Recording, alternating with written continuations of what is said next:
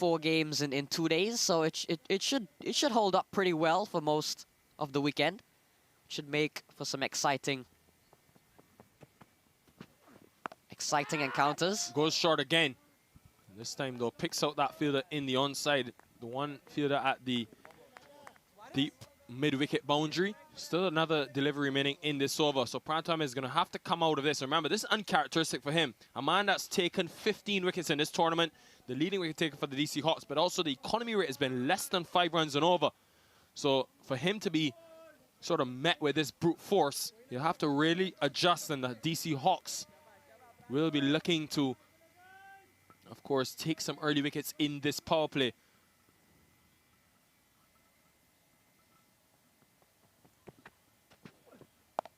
Short again. Hemraj hasn't quite got this. Fine leg in place. And puts the catch down. Would you believe it? Jaskar Malhotra, I think it is, at that deep fine leg position. One of the safest pair of hands on the cricket field. Yeah, not what you'd want here. Look at this, Jaskar Malhotra, my goodness. Big chance there. Well, that will end an eventful first over, 16 for none.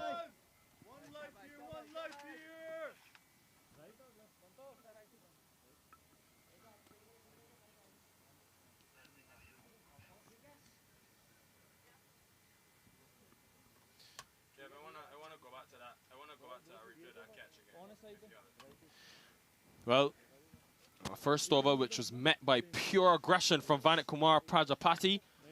11 from just 3. He struck huge 6 over cover. Then Ahmed tried to adjust with the length, went too short. But he also did create an opportunity. Final delivery of the last over, it was the big fish as well. Chanapal Hemraj just seemed to bounce a bit extra than he expected. And Jaskar Malhotra, the USA international player, really should have taken that catch, Matthew. Yeah, he should have given that Jaskar Malhotra, as you mentioned, safe pair of hands. And Chandrapal Hemraj is not a man you'd want to be giving chances to. So a big moment there in the game so already for the DC Hawks. And how much will that cost them? We'll have to wait and find out. Well, Malhotra will have a chance to rectify his mistake with the ball in hand now. We did see this in the last game where they picked up a huge win against the Philadelphians. Malhotra, both 2 for 9 in 2.1 overs with the new ball as well. He was fantastic to watch, 2 up front for the DC Hawks. It's what you expect from your experienced player. Hasn't played a lot of minor league because of international duty, but have just returned from Zimbabwe, the T20 World Cup qualifiers. USA, of course, falling short against the Netherlands.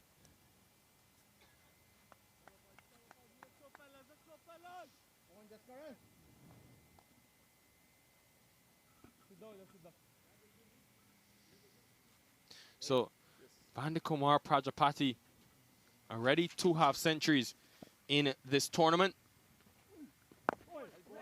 And got 66 in 44 in the last game. A game which was won by just 2 runs, Matt.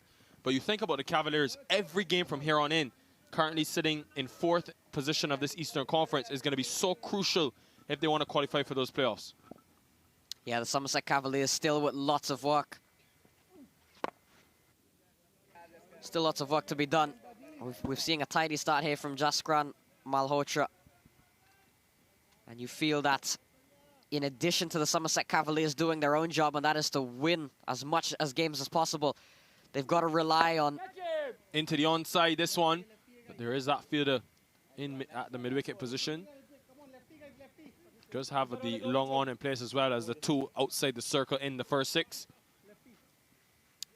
Yeah, and the Cavaliers, they'll have to rely on teams like the Stallions and the Yorkers to lose a couple of games. So still a lot of work and a lot of hoping and praying to be done here by the Somerset Cavaliers. It's really been a hot and cold sort of performance from the Cavaliers in this 2022 Toyota Minor League Cricket Championship.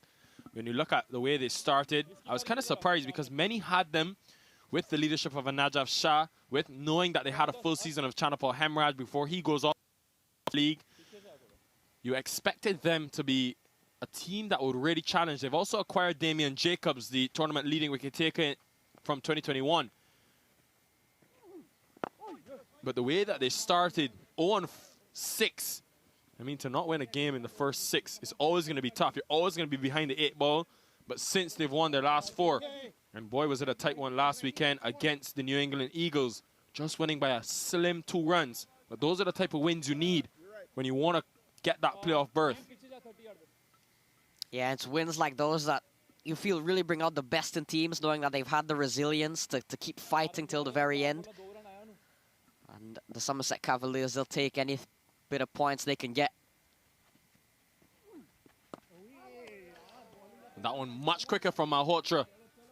Kumar Prajapati just looking to cut. Boy, has he been some acquisition for the Cavaliers. This time in the air, hasn't quite got that. Should be taken, and is taken. Malhotra strikes. And he was looking to take on that mid-on fielder up in the circle. And he was not able to. So Vandit Kumar Prajapati, the first wicket to go down. And that man again with the golden arm, Malhotra taking the wicket. Yeah, shortish of a delivery. Prajapati looking to pull it away, didn't quite get hold of it. And in the end, hits it straight into the hands of Pranto Ahmed, who makes no mistake. So the early wicket falls in the end for the Cavaliers. Prajapati walks back for 12. It's 18 for 1.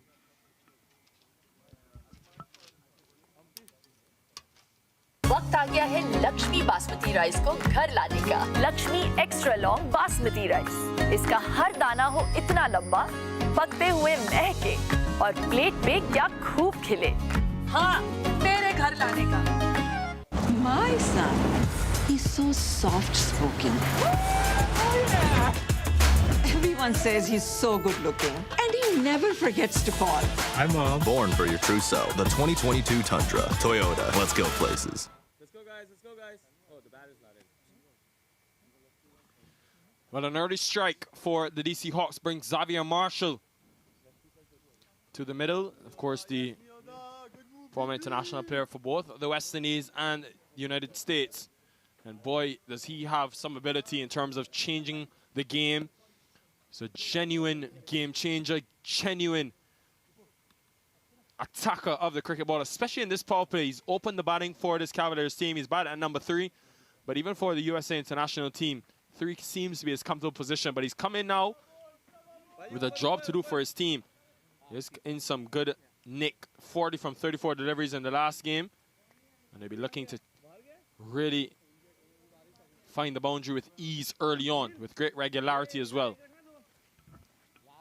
Yeah, they had a very good first over, the Somerset Cavaliers, so that has helped them to still 9 and over is still a good start in the power play. But given they've lost Vandit Prajapati, who was doing the bulk of that scoring, it'll definitely be a challenge here somewhat for Hemraj and for new Xavier Marshall. Well, it's something that this DC Hawks team like to do early. Of course, every team would like to take wickets early, but because of the potency of this attack, they've been able to strike and strike early. 3 wickets they took against the Philadelphians in the last game in the first 6 overs is what helped them set up that 60-run victory. And maybe just a case of too little, too late. But every game you want to win from this stage. And what they've done well against Chanapal Hemraj, they haven't been too full. If they've erred in length, it's been on the shorter side. And when they did, it almost got them a wicket. Really should have been taken. Last delivery of the first over. Here's the wicket again. Just much quicker, very short. Prajapati knowing mid-on up in the circle. Well, he's going to take that on every day of the week. Just didn't execute well. Easy catch in the end. DC Hawks will be happy seeing Prajapati walking back for really his first failure of his minor league campaign. Scores of 66, 35, and 69. This time going for only 12 on the board. Neil Narvekar.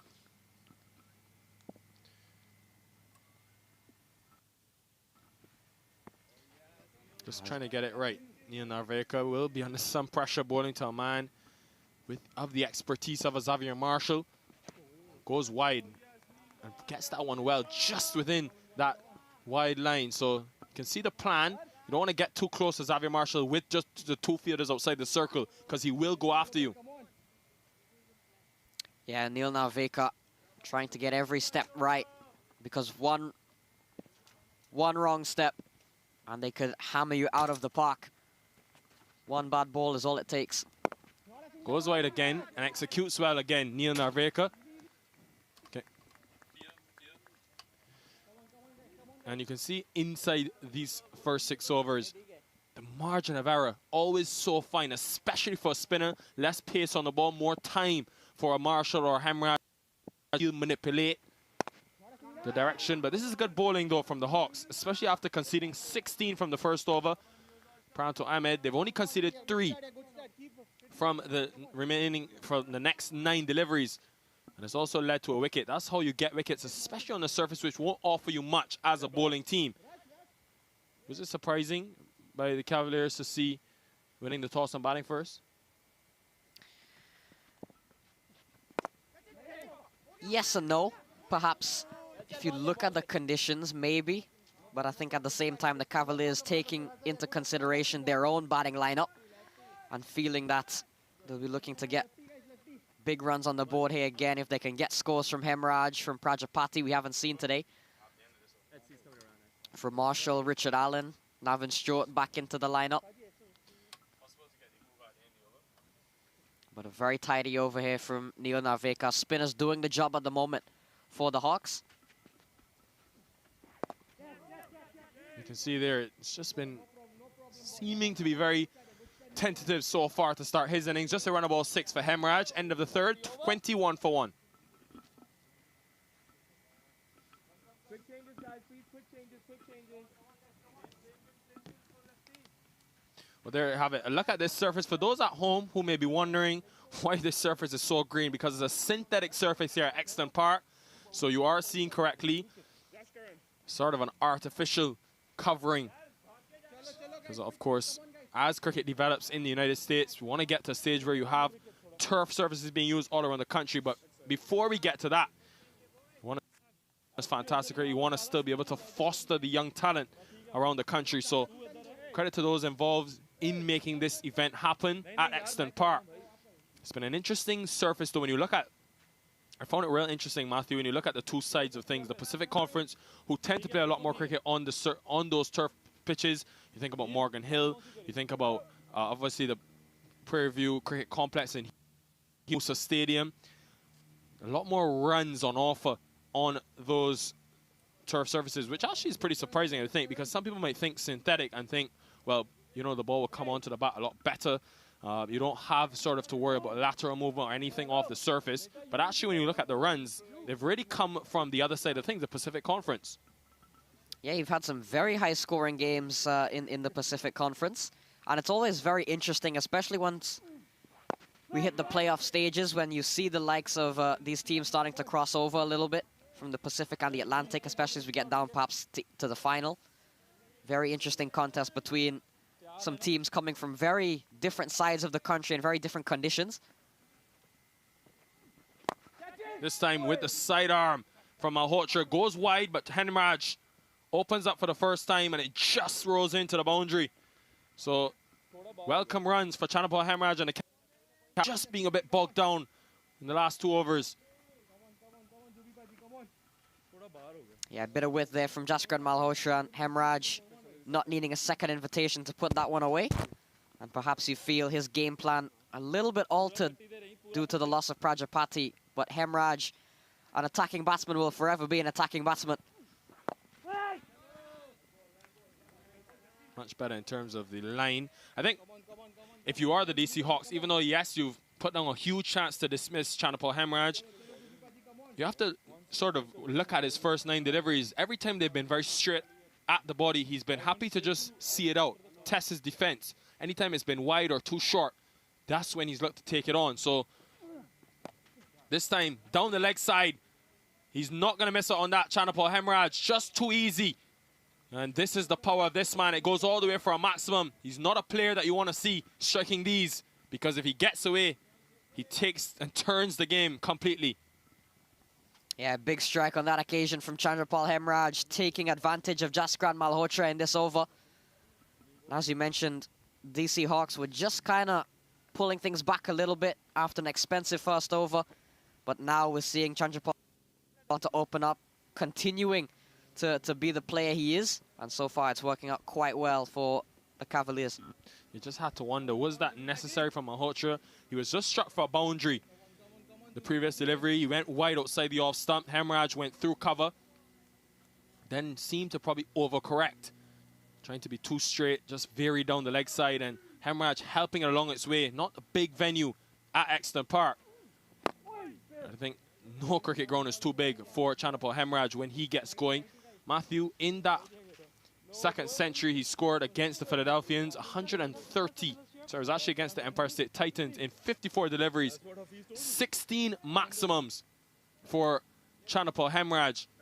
So the DC Hawks, especially that they've already put him down in the first over, I think that will be on their mind. You don't want to let this man get away. And I'm sure it'd be on Jaskran Malhotra's mind more than anyone, given he was the one that spilled the opportunity. And now here he is, has not had the best of times bowling to Hemraj, but now faces to Marshall.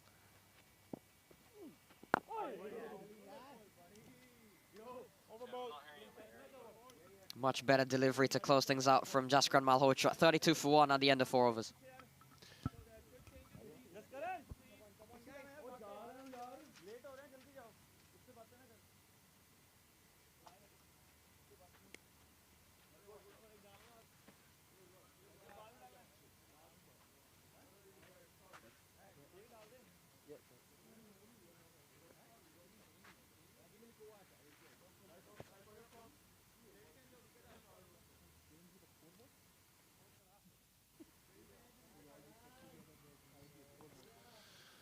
Well, pretty good start for the Cavaliers, even though they've lost the 1 wicket, that of Vanik Kumar Prajapati, their new addition for the last 3 games.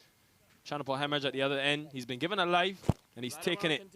Last over went for 11 runs, and Hemraj has watched enough. He's ready now to take him out. That's already scored 200. He's the leading run scorer of this Atlantic Conference, 336 runs in the 10 innings. Again, that length has been ideal to Hemraj. He's tested his defense when it's been on a good length. Strike rate, Matthew, of 180 for Chanapal Hemraj. He's just been, when he gets away and gets a start, he's been so hard to stop. Yeah, he has. He's shown why he plays and why he plays successfully at the CPL level here. Has really helped the Cavaliers to where they are at the moment. This one, big shout from Neil Narvekar and given. So big moment there for the DC Hawks. Chandrapal Hemraj walking back. He just looked to go into the onside in this power play, looked to take it on Hemraj, but he just caught in front. And Narvekar, who's bowled extremely well, piling on the pressure with his dot deliveries. Could just sense something was going to give. The last 3 overs, they had just pulled things back. The DC Hawks, and on the back leg, always going to be in trouble. And that one not doing too much, just going the arm and the kiss from Narvekar. Hemraj going for 17, a big blow for the Cavaliers. 32 for 2 now.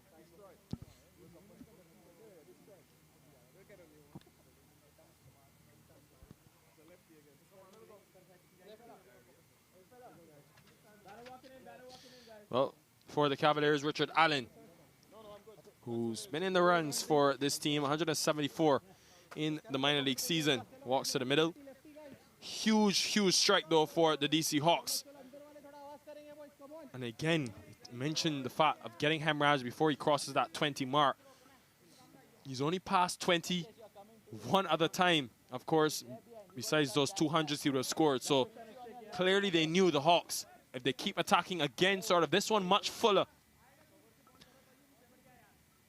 It was a bold decision by Narvekar to go that full, but in the end, paying dividends for him. Yeah, and it brings Richard Allen out to the middle. Here's a position that the Somerset Cavaliers have probably not been in for quite a while. No Hemraj, no Prajapati in the power play. Short again. This time in the air, just doesn't carry to that lone fielder at deep mid-wicket. They come back for an easy 2. This is good, though. You want to keep taking the game on. You want to keep that rate ticking over. Since they've lost that wicket, it's dipped under 8. And for the DC Hawks, who have took 3 wickets for just 31 runs in the last game and the last power play. Will be very happy to take 2 here. If they can just find 1 more, you think they'll be in real driver's seat going into that sort of final 10 overs. But you look at the scores by the Cavaliers, batting first in the last 4 games that they've won. 233. They chased down 192. And then they struggled to 128 against the Empire State Titans, but were able to defend that. 151 last week. So the batting has really come to the fore for them.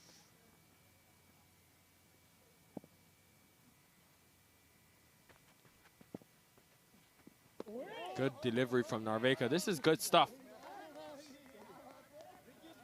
Yeah, he's been very good today so far, has Neil Narveka. The wicket of Chandrapal Hemraj alone is a very big deal for the DC Hawks, but has only gone for 7 so far in 11 deliveries that he's bowled today. And you can see not much spin on offer, not much purchase, but he's just been very consistent on a length. And in the end, and more pressure. Xavier Marshall, just 2 from his first 8. Uncharacteristic for him. End of 5 overs, 36 for 2.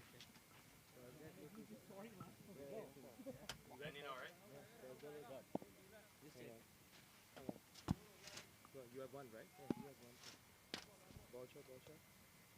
Ball 6 balls, bro. Okay, let's see over.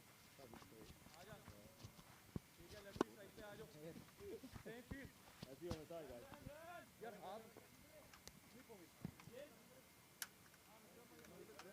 लाडा जी वो दवाई दें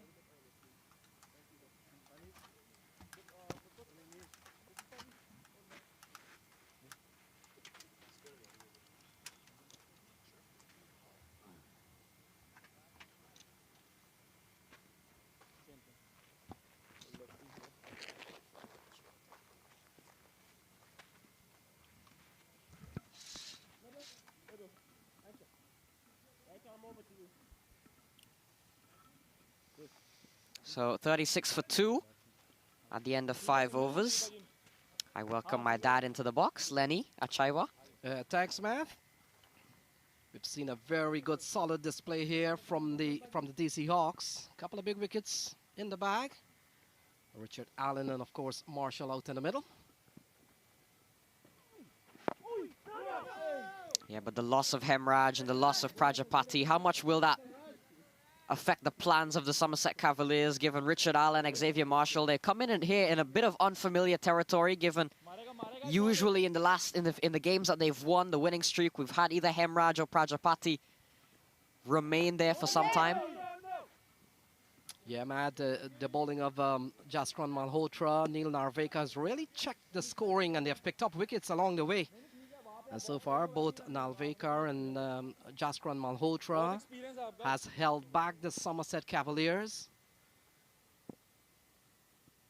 And you get the feeling, Matt, that the Cavaliers falls back to their earlier problem, that if Chandrapal Hemraj and Prajapati does, it seems to be a challenge out in the middle. Yeah, and it's up to players like Richard Allen, Xavier Marshall. You see Navin Stewart coming back into the team to strengthen that middle order. It's up to players like them to help the Cavaliers out of that problem, because they never really got over it. It was just the addition of Prajapati and the sudden surge of scoring from Chandrapal Hemraj. They haven't really need to get out of that situation, because they haven't been in it for quite some bit of time, but here they are again. Very good stuff so far from the DC Hawks, the spinners, Malhotra and Narveka especially. So the tidy bowling of Jaskran Malhotra continues, and Malhotra would have put down a chance. But other than that, Matt, it appears that he has made up for his bowling so far with a drop chance of Hemraj, which didn't really cost them that much. Ball worked into the offside by Marshall, so they're fighting back here. And at the end of 6, the power play done and dusted is 38 for 2.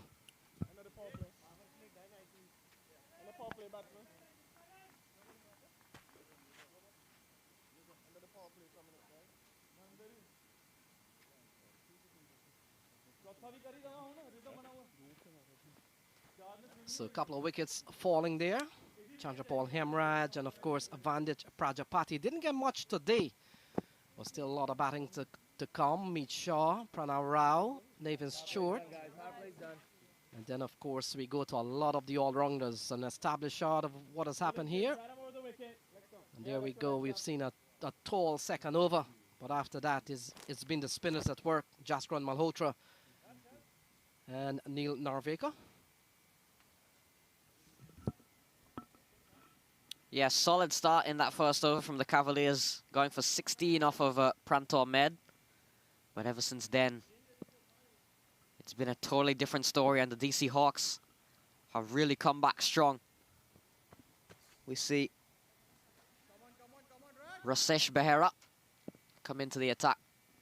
Yeah, a young bowler, Matt, has been given some bowling opportunities. Did not bowl a whole lot in the DC Hawks bowling lineup this year. Hasn't featured much, has Rasesh Behera this year in minor league. Did play quite a bit last year, but this year we've seen the likes of Prantor Med and Shami Gotra in that pace attack. But here comes Rasesh Behera. Yes, Matt, we haven't seen the likes of Islam or Bipul Sharma.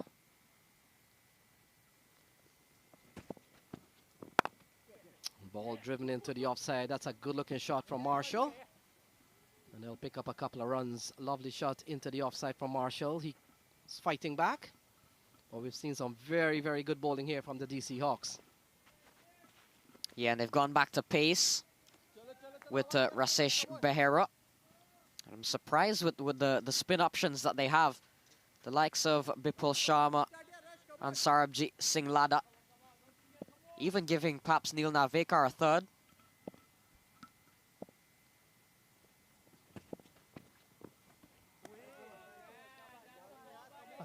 Yes, Matt, we've seen a very good bowling performance again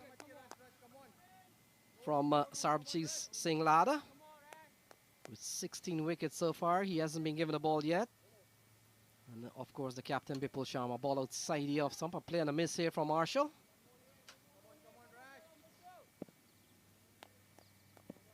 So good bowling start here from the DC Hawks. Just over 6 runs and over.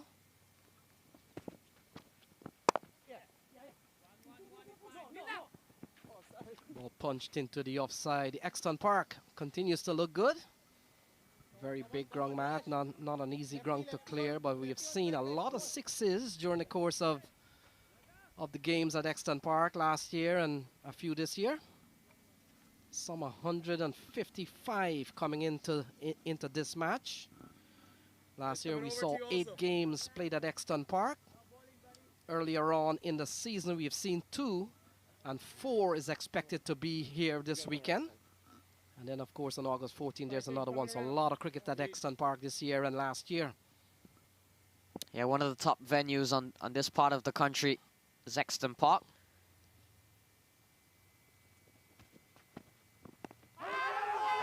Big shout from Rasesh Behera, but not out on that occasion.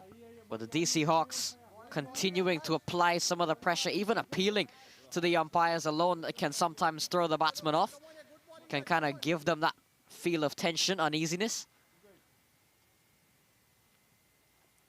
Very good delivery here from Behera. Good question to ask. And Richard Allen continues to be held on a tight rein. This has been a quality over here from Behera. Only 3 runs off this over so far. This has been a very good one for the DC Hawks. Shout of catch it. Ball played up towards the offside. Runs coming by singles and twos there, Matt. This has been a quality one from Rasesh. Yeah, very good start indeed from Rasesh Behera. Brother of Ritwik Behera, who is a regular in the DC Hawks lineup and now a part of the US setup as well. So big weekend here for the Exton Park and certainly for the Philadelphians. It's called the Philly Summer Cricket Festival. And it comes up here this weekend, already in progress. So ball pulled into the onside. Good looking shot here from Marshall. Fielder gets a chance to hold on to the ball. And in the air, we'll have to wait and see. But Marshall for a boundary. good looking shot in the end. Yeah, very good shot indeed from Xavier Marshall over the head of the fielder and all the way for 6. So 48 for 2 at the end of 7 overs.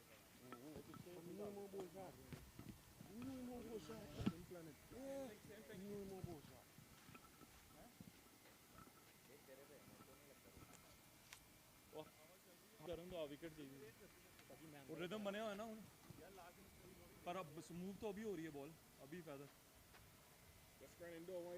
So still a lot of batting to come. David Stewart, as you made mention, Matt, is back in the squad. Meet Shaw, Pranav Rao could be some of the batsmen to come quicker than the others. And then, of course, we go to the all-rounders. So you're watching the Toyota Minor League Cricket Championship presented by Sunoco. And it's the Philly Summer Cricket Festival. And we're coming to you live from the beautiful Exton Park out in Philadelphia. 4 games slated to be played this weekend. This is game number 1 as Malhotra comes back into the attack. Very good bowling figures, Matt. 1 for 15 off 3. He has been quite stellar and would have picked up the wicket of Vandit Prajapati.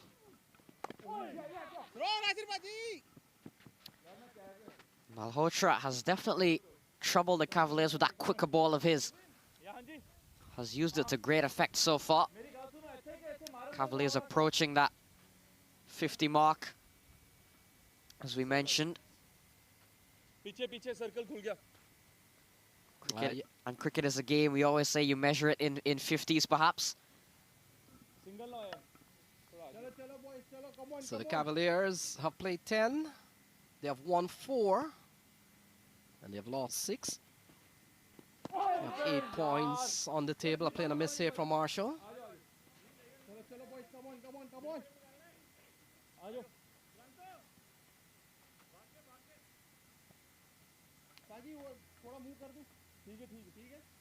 So a couple of wickets in the bag here for the DC Hawks.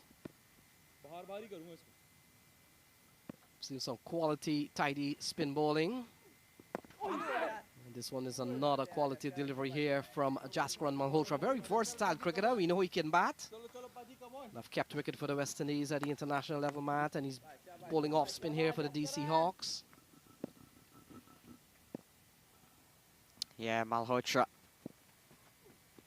can really do it all.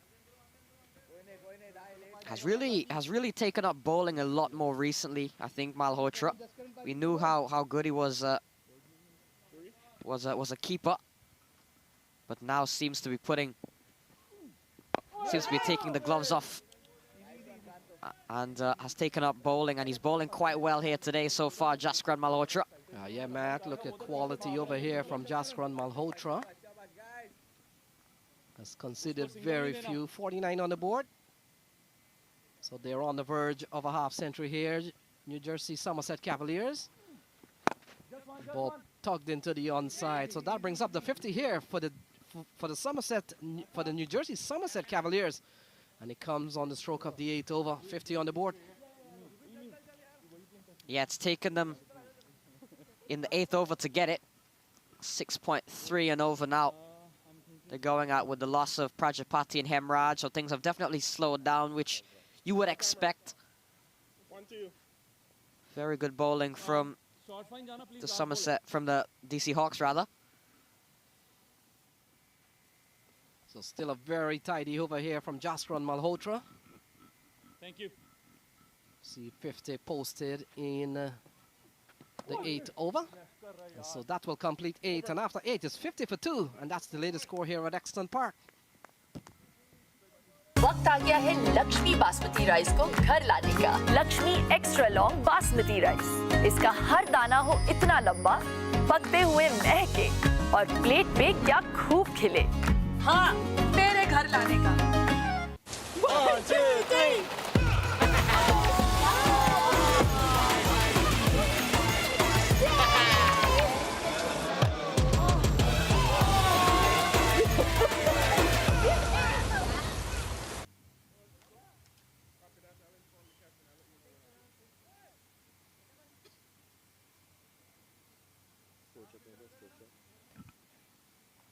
So Rasish Behera comes into the attack, 50 for 2. Looking at the batting card, not much to talk about as yet. Cavaliers, everybody pretty much just getting a start. Hemraj 17, Prajapati 12, and now Marshall and Richard Allen looking to string some big scores here for each of them. Tidy start from Rasish Behera. Yes, Matt. So we're beginning to see a bit of a partnership here between Allen and Xavier Marshall. Both players play their local cricket out in New York in the Metropolitan League. Allen comes out of Westbury, and of course Xavier Marshall comes out of Villagers.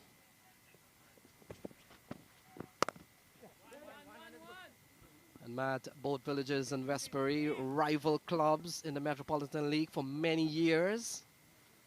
And of course, the likes of Richard Allen plays on the same team with the likes of Drysdale, that comes out also out of Westbury. And always a big rival between Villagers and Westbury in the Metropolitan League. Rasish Behera continues to bowl well. And that's the man for you, Xavier Marshall. He's played at the international level, not only for the US, but also for the West Indies.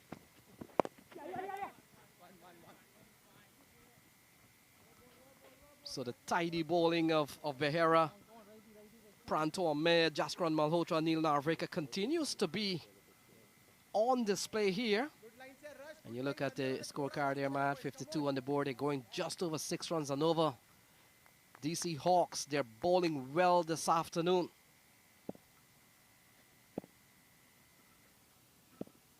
Yeah, very good stuff from them so far.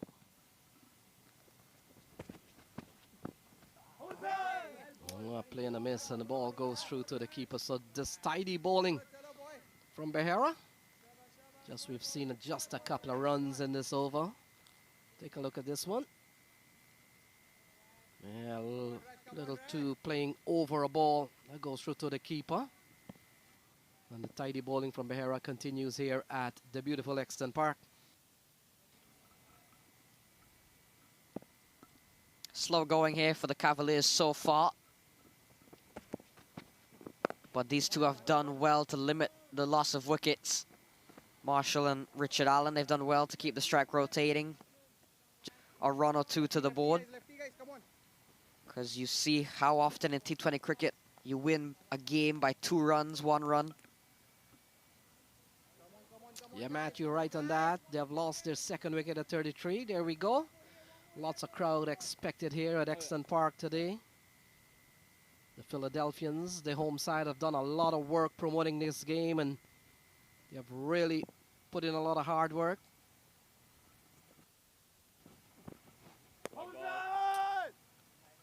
It's amazing to see how much they've done here, how much they've added for this weekend. Love what the Philadelphians and what the state of Pennsylvania are doing for cricket, not only in the Northeast, but for the country as well. Having events like these, always great to see how many fans come out to support. Doesn't matter who's playing as long as they come out to support the get. So ball driven in to the offside again. Can't score this time. So that will complete over number 9, and after 9, 54 for 2.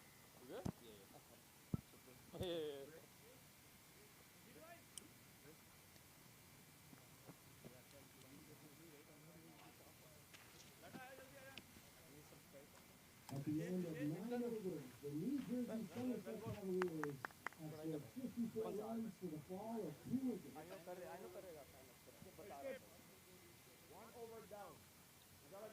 So Cavaliers, having won the toss, electing to bat.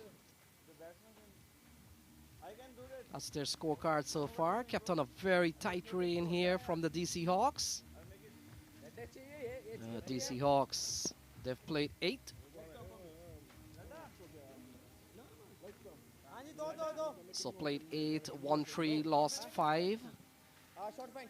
They've got 6 points on the table. There we go. Very hot and humid day. Good place to be under the shade. And all the youngsters with their parents there enjoying the games. A beautiful sight to watch. Crowds are coming out here at Exton Park. What is billed for the Philly Summer Cricket Festival 2022, and it's happening this weekend here at the beautiful Exton Park.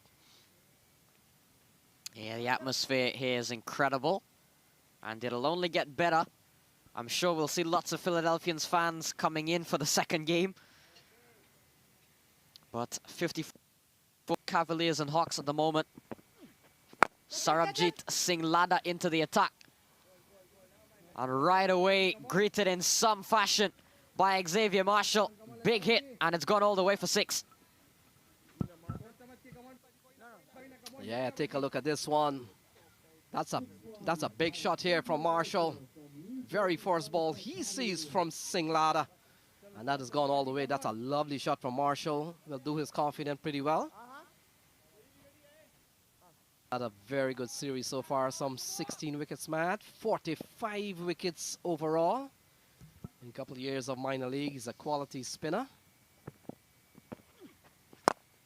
And again, Marshall goes down the ground. Only a single this time. So a couple of attacking shots here from Marshall. This will do his confidence pretty well. Good start here from Marshall. Yeah, solid stuff. Has taken on Sarabjit Singh Ladha, something that only brave men can do. First ball that Ladha has come on into the attack. Xavier Marshall has come out positive to him so far. Here he is now to Richard Allen. The boss. The Chris Gale bat from Richard Allen.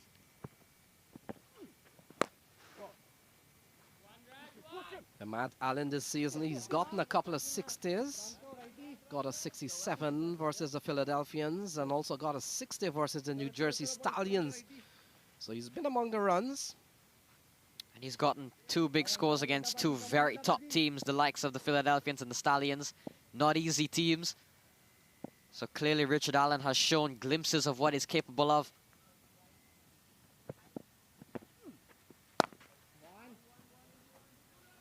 So this over's gone pretty expensive here by Ladha's standard. It has gone for 9 runs in the over so far. He has held good economy rates, Ladha.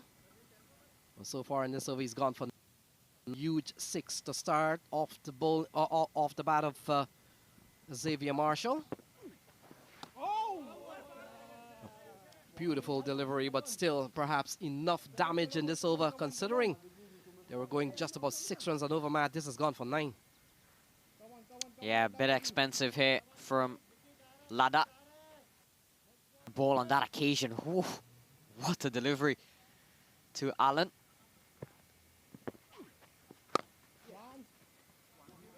So ball worked in to the offside. That will complete the 10th over. So we're at the halfway stage.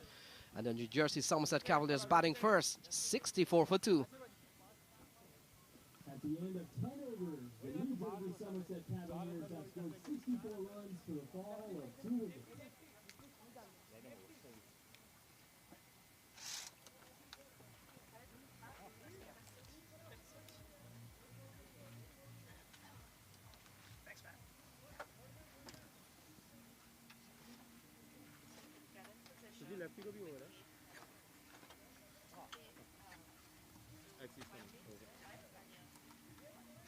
Batter bowling change, right arm over the wicket.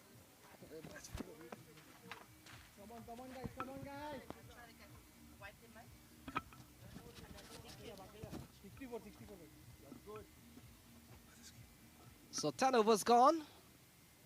64 for 2 here at beautiful Exton Park.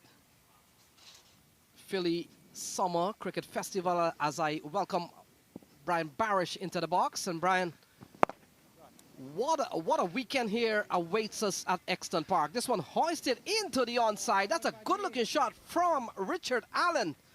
And what good way to come into the box. A big six off the bat of Richard Allen, Brian. Good morning, Lenny. Good morning, everyone. Well, yeah, Richard Allen with Somerset down 2 wickets there. He's going to be one of the 2 players that's really going to need to step on the proverbial gas pedal here. And, yeah, it's an absolutely beautiful day. A little on the warm side, but at least it's not raining. And, yeah, 4 fantastic matches. Very crucial to the playoff picture here in the Eastern Division. Yes, Brian, and if there's anything that you want to get fuel up, you need to go to Sunoco. That was a Sunoco moment there from Richard Allen. That ball had enough fuel to really carry it. 6 is a distant shot. You got to travel the distance. You've got to go to Sunoco. You got to go long distance, and you have to fuel up, even if you're doing it in the metaphorical cricket sense. But it's Somerset. They've had this topsy-turvy season where they've lost the first 6 games, and then now they've won 4 on the trot, and they've done it in all sorts of different ways. And of course, with Hemraj, with that outstanding 130 a couple of weekends ago, which is the 2nd most in minor league cricket history, behind one Umik Chand. It's 132 from a season ago. So Nasir Islam given a very aggressive treatment there from Richard Allen. The very first ball, he comes in. He goes outside of the big Exton Park, a fair-sized boundary, Brian. So another good-looking shot here from Richard Allen. Look at that. He poses for the camera. And the result is similar. That's gone for 6. Style and substance. That's what Richard Allen is known for. And as we look at it again, the aim was for the off stump, and he absolutely drives this down and somewhere out into the creek beyond Exton Park. You mentioned the dimensions here. The field seems to be running a little bit faster than it was when we were here the first weekend of the season. The grass seems to be a little bit shorter on the outfield, so that will be a little bit better for the being able to take runs on the ground. So a couple of big strikes here from Richard Allen. The partnership has gone up to 43. We've seen a good fight back here, Brian. But it appears the Somerset Cavaliers were beginning to slip into that problem that if Chandrapal Hemraj doesn't really get big runs at the top, the middle looks very fragile. Well, the key to beating them is getting past these 2 guys at the crease now. We know Xavier Marshall can put up huge numbers. We know Allen is tending to do as well. So that's going to be the key for the bowlers, and it hasn't been a very good welcome to the bowling pit, so to speak, for Islam. So New Jersey Somerset Cavaliers fighting back. We made a point. Started the series not too good at all. And the question, Brian, I know you have been following the numbers. Will they have... Oh, look at this. So the ball played into the onside, and the catch is taken, and Richard Allen finally goes. So a couple of 6s and a wicket. Nasir Islam strikes 76 for 3. Yeah, and that's a huge wicket, as we said. If you remove Allen, you remove some of these guys in the middle, that the rest of the tail will fall. So another huge wicket here, and look at this catch. Just got sort of look at top edge and was caught by the man on the 45. So Richard Allen goes 76 for 3.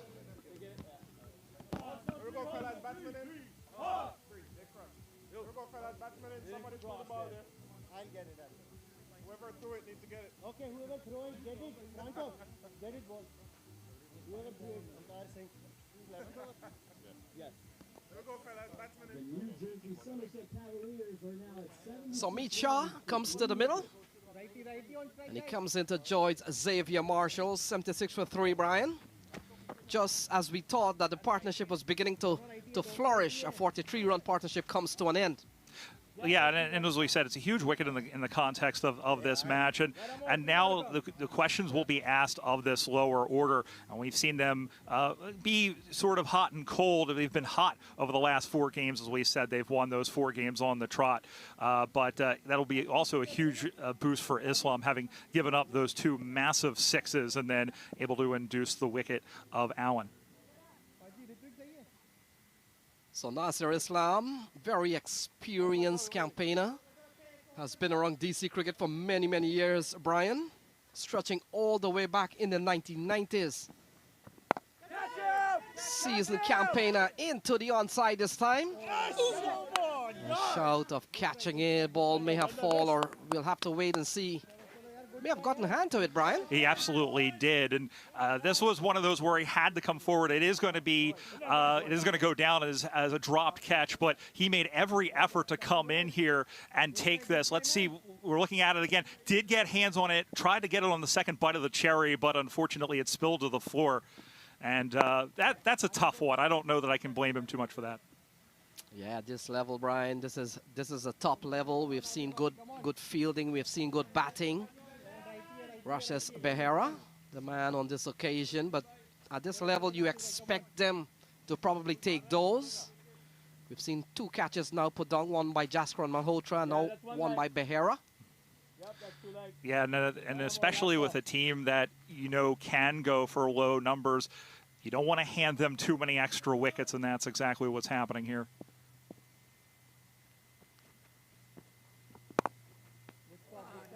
So Islam, couple of sixes in that over, picked up a wicket, 77 for 3 at the end of 11.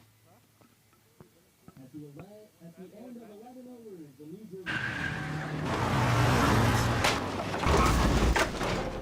What's up, Doug? What got into you? At Sunoco, we know how to fuel peak performance.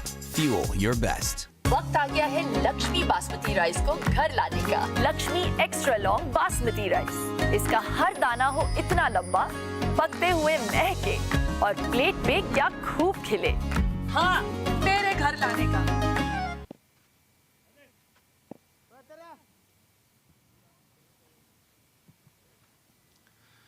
Back here at beautiful Exton Park, the New Jersey Somerset 79 for 3 as we enter the 12th over here on an absolutely beautiful day in Exton, Pennsylvania. If you're not terribly familiar with the geography, we're about 45 minutes or so northwest of the city of Philadelphia as we have a new bowler in. Solada continues. Ball worked into the offside. Marshall continues to play a very good hand here, Brian.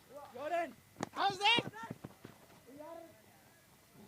Just got back in time, probably by a good step and a half there. Yeah, and Marshall is, you know, he's been consistent during the course of this season, which this team has definitely needed, especially through the rough go that they had in their first 6 games.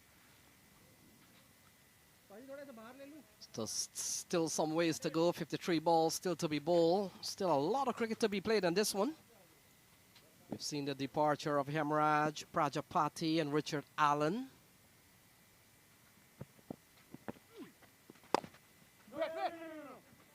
So a couple of good balls in this over from Sarabjit Singh Lada. He's a quality leg spinner, Brian, with 17 wickets in this series this year. And I love watching his delivery. I love these spin bowlers that have that sort of angular run up and then produce those big looping balls. So not a quality deliveries here. Good bowling to Xavier Marshall. So Brian, I'm still watching for the big shot, that Dafa News shot of the match, Dafa News moment. Since I have come here on the box, I've seen a couple of big sixes off the bat of Richard Allen. So yeah. Dafa News. Start spreading the news. We need some more of these sixes. And you know, this is a team that we've seen can do it. Of course, they've removed pretty early Hemraj, the guy who is currently leading minor league cricket in that category. So, but we should hopefully see some of that, and they're going to need that if they want to put on a good total, especially against the team that's struggled to put up those big totals. So Singh Lada. Oh, that's a good delivery. He bowled him. So that's the end of another wicket here. And the wicket goes down. Meet Shah is gone. Comprehensively beaten and bowled by Sarabjit Singh Lada. And we talked about his delivery, and you have to get the line right. And that is an absolutely perfect line right through the gate. Catches off stump, sends the bails flying. So another man goes. It's Shah who goes for 4 off of 4 bowls. The Cavaliers now 81 for 4. Cavaliers are 82 runs for 4 wickets. With 2 balls remaining in his guys. Come on, guys. Good bowling, Ladda Baji. Come on.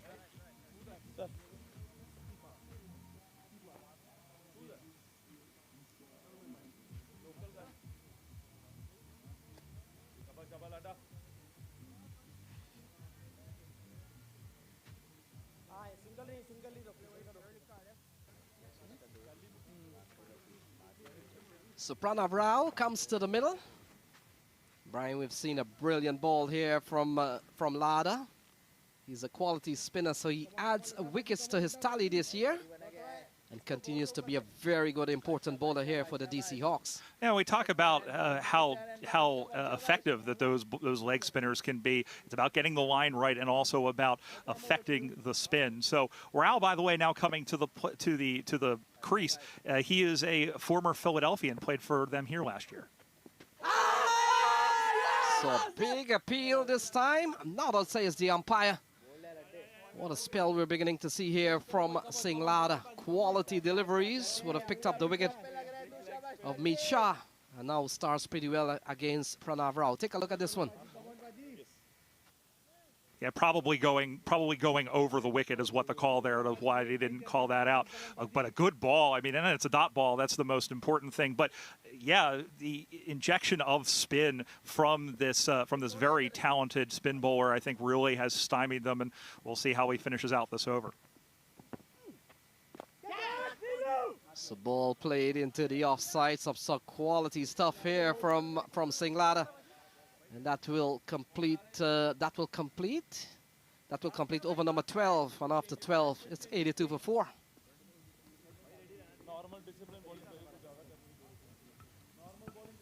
At the end of 12 overs, the New Jersey Somerset Cavaliers have scored 82 runs with a fall of 4 wickets.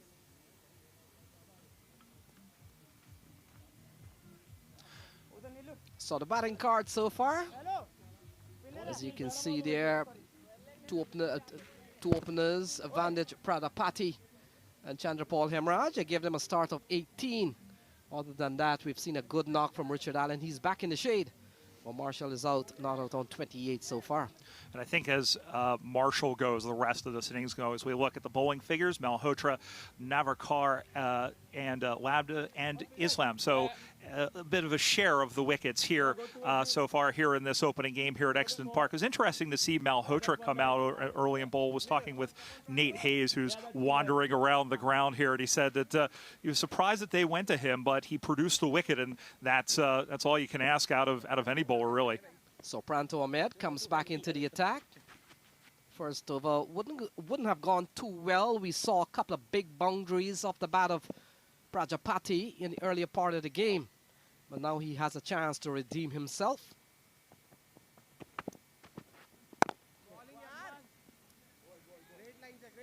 Marshall continues to bat well here, Brian. Marshall will have to play a very key role if they are to use up the next 47 balls. They've won 4 games on a trot. And the question is, even if they win all the remaining games, Brian, will that be enough still? It's going to be tough. I think 8 wins might get you into the playoffs. I think 7, is going to be a big ask. But the one thing about this is that they're lucky, I think, because this has been such a competitive division. It's the only one of the 4 in this Toyota minor league cricket season presented by Sunoco where the teams from top to bottom have been so well placed. And fact is, as Matt made mention earlier on, they will have to, the likes of Somerset Cavaliers and DC Hawks and the Empire State Titans will have to hope that the Philadelphians hold back Manhattan Yorkers and the Stallions, and those matches are coming up this weekend. Yeah, they're going to need to, that's the other side of this. Yeah, they're going to need to do their own job, but they're also going to need a lot of help. And in this sort of competitive division, it's very possible that might happen. So ball worked straight down the ground. That's a lovely shot from Marshall. He's gone. So Marshall falls this time. And that's an excellent running catch from the fielder. It's 84 for 5. That was an excellent shot, but it was an even better catch, and it was very well positioned at the man at long on to snaffle that one. So another man goes, as that one is, as we watch it again, he driven right down, and he positioned himself. Looked like a one-handed snag there, but that is Marshall, who goes 25 off of 30, but a big wicket. They are 84 for 5. And the wicket of Xavier Marshall is taken by depot number 28 from the DC Hawks. The Somerset Cavaliers have scored 84 runs for the fall of 5 wickets. 3 balls remaining in the 13th over.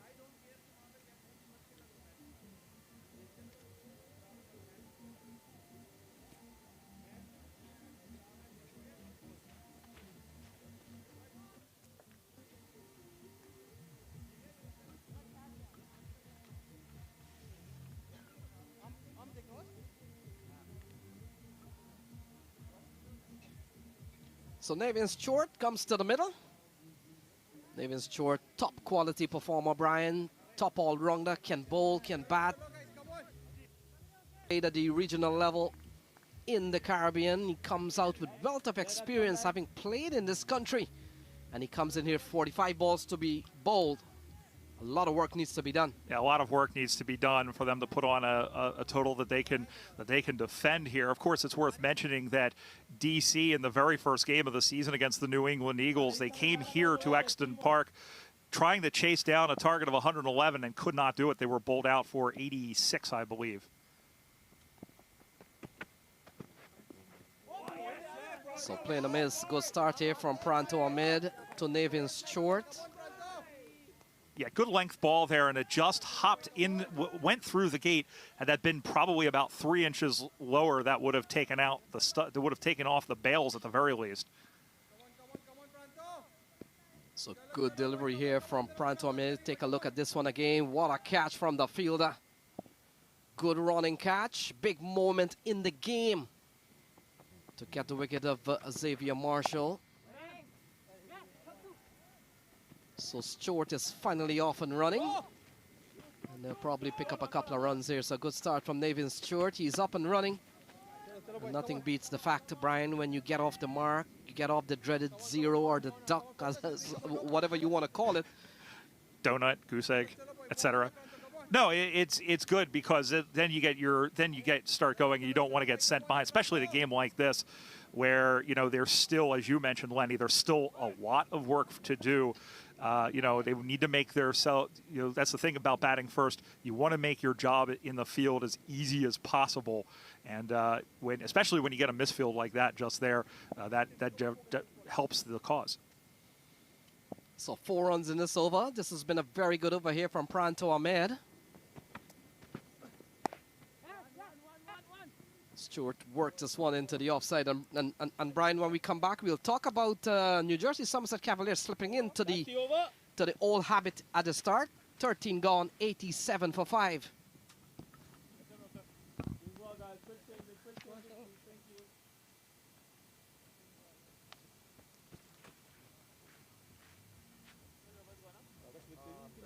Yes. At the end of 13 overs, the New Jersey Somerset Cavaliers have scored 87 runs for 5 wickets. So Pranav Rao and Navian Stewart out in the middle. We've seen very good bowling from Pranto Ahmed, Jaskran Malhotra, Neil Narvekar, Rashish Bera. And there we go at the Manhattan. Not too many tall buildings, but we've seen 5 wickets fall. Looks more like Philadelphia prior to 1987. There's just a couple of tall buildings, and but there's no gentleman's agreement here with that, for those of you who know your history. Salada continues.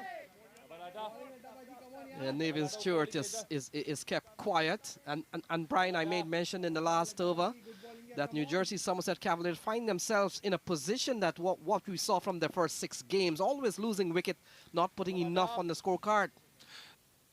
can't take the fact that DC has struggled with this. As this one is slapped through the onside, and it looks like they'll come through for a single. And yeah, as we said, DC's struggled with scoring runs. That 151 that they put up last Sunday against the Philadelphians as part of that 2-game split at home as their biggest of the year by some time. There have been a number of occasions we mentioned. The first game of the season, and then the game last Saturday where they could only muster 96.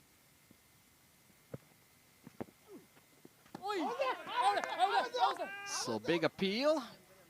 All I'll say is the umpire. Umpires for this game is Ritesh Patel and Roshan Samuels. Couple of quality umpires. Ritesh, the man on your screen, doing some repair work there. He's called into action. Let's take a look at this. It looks like Clement was calling for the stumping here. Oh, just got his toe back in. Great awareness. Just got his toe back in the stump. And if you're relatively new to the sport of cricket, it's almost like a pickoff play in baseball, except it's with the batter. So the tidy stuff from Singlada continues to be a problem here for the New Jersey Somerset Cavaliers. And Brian, here's a little known fact that the last time these two teams met at Exton Park, New Jersey Somerset Cavaliers got 204. Shorefin Rutherford got 77 on that game. And again! Oh, that's a big one here for Lada. He's gone. And that's the end of Pranav Rao. Another wicket goes down. This time deceived by the spin of Singh Lada. And look at that. Another wicket goes down. Yeah, and they cannot cope with this spin here. And Rao comes out a little bit too far this time. Clement does, in fact, get the stumping. So that's the second wicket there for Lada. And Somerset Cavaliers in all sorts of trouble now. They're 88 for 6. And it's something that Pranav Rao taken by Franklin Clements, the New Jersey Somerset Cavaliers. Runs for 6 wickets. 1 ball remaining in the 14th over.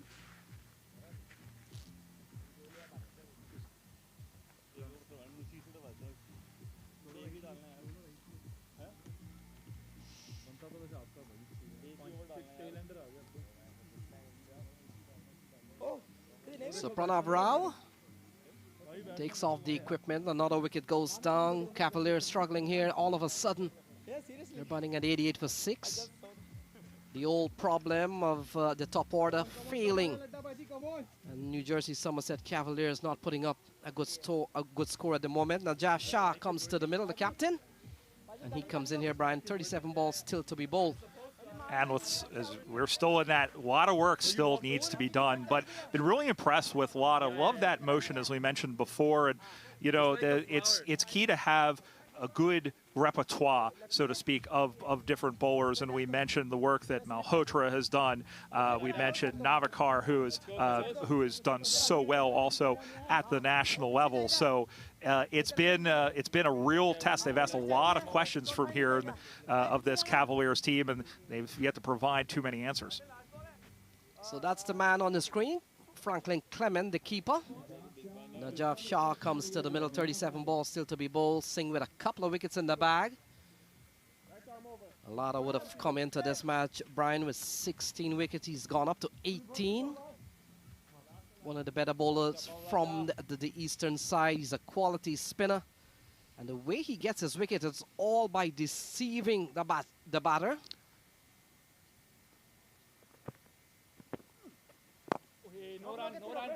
So quality stuff continues here. Najaf Shah defends, and that will complete over number 14. A good one here for the DC Hawks. After 14, it's 6 down for 88 on the board.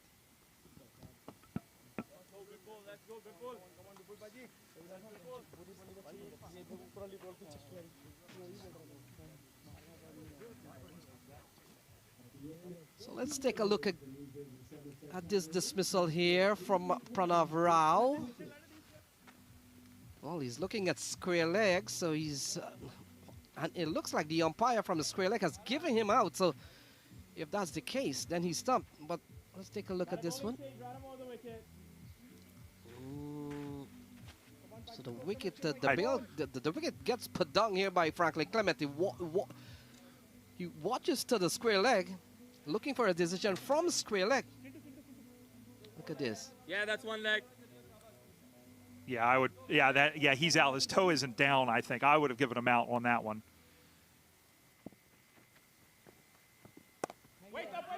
So 88 for 6. The action continues. But of course, they don't have the benefit of that we do of the super slow motion replay. There's no DRS here in minor league cricket. If we go upstairs, it's nothing but sky and some trees. So Nasser Islam. And this one worked into the onside, and that is a good-looking shot from Nevin Stewart. Yeah, they needed that one, especially against this bowling, and we see it again as this one comes in back of a length, but just picked up nicely and sent somewhere out in towards the creek. So good-looking shot from Nevin Stewart. Take a look at this one again. Bang! That's a lovely shot. Stewart. It's gone a long way. It's gone for 6. They need more of those. I mean, it's pretty academic, but they need to get, I feel like, a good score at this point with 5 overs left, probably in the 130 neighborhood. So we come down to the last 33 balls. Just over 6 runs and over. New Jersey Somerset Cavaliers. The last time the two teams played here, they dominated the DC Hawks. Well, what a difference a year made. Things are beginning to look a little bit more even. 7 runs in this over so far. Yeah, but it's almost like it was last year, with the exception of New England Eagles. I think just about every team heading into the last weekend of the season was in the playoff hunt, and we're heading in that direction now. But it is going to depend on how the top 2 teams, how the Manhattan Yorkers and how the New Jersey Stallions do, especially with third place Philadelphia right behind them. And as we said, they've been running kind of hot and cold, and some of these other teams as well. Oh, catch it. So we've seen 8 matches played at Exton Park during the 2021 season, Brian. We've seen 2 completed games earlier on this season. We've got 4 this weekend, another one in August the 14th. So 15 games will be the tally at the end of this season. That's the over. So 15 overs gone, 96 for 6. Took that last corner pretty quick. Sir, I need one hand on the roof, one hand on the pump. Timeout for Sunoco Go Rewards. Keep pumping. With new Sunoco Go Rewards, when you fuel, you save, because rewards come first. वक्त आ गया है Lakshmi basmati rice को घर लाने का। Lakshmi extra long basmati rice.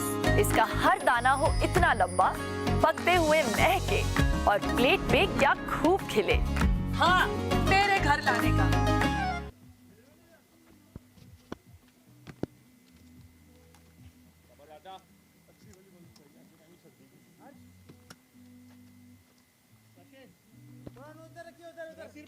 The local fans in support, always good to see at this Philadelphia Cricket Festival. Nikhil Tamchanani alongside Brian Barish. Brian, well, we've had 15 enticing overs. It's been a seesaw battle between these two teams, which now have the Cavaliers looking for a big finish. 96 for 6 will be at least 140, and Nevin Stewart will be so important to their chances. Slip in place, but Lara has been the man that's pulled things back for this DC Hawks team. 2 big wickets, and I think the Hawks are probably the happier of the 2 teams so far. Still possible, as you said, Nikhil, for them to get up towards that 140 range, but there's still a lot of work to do.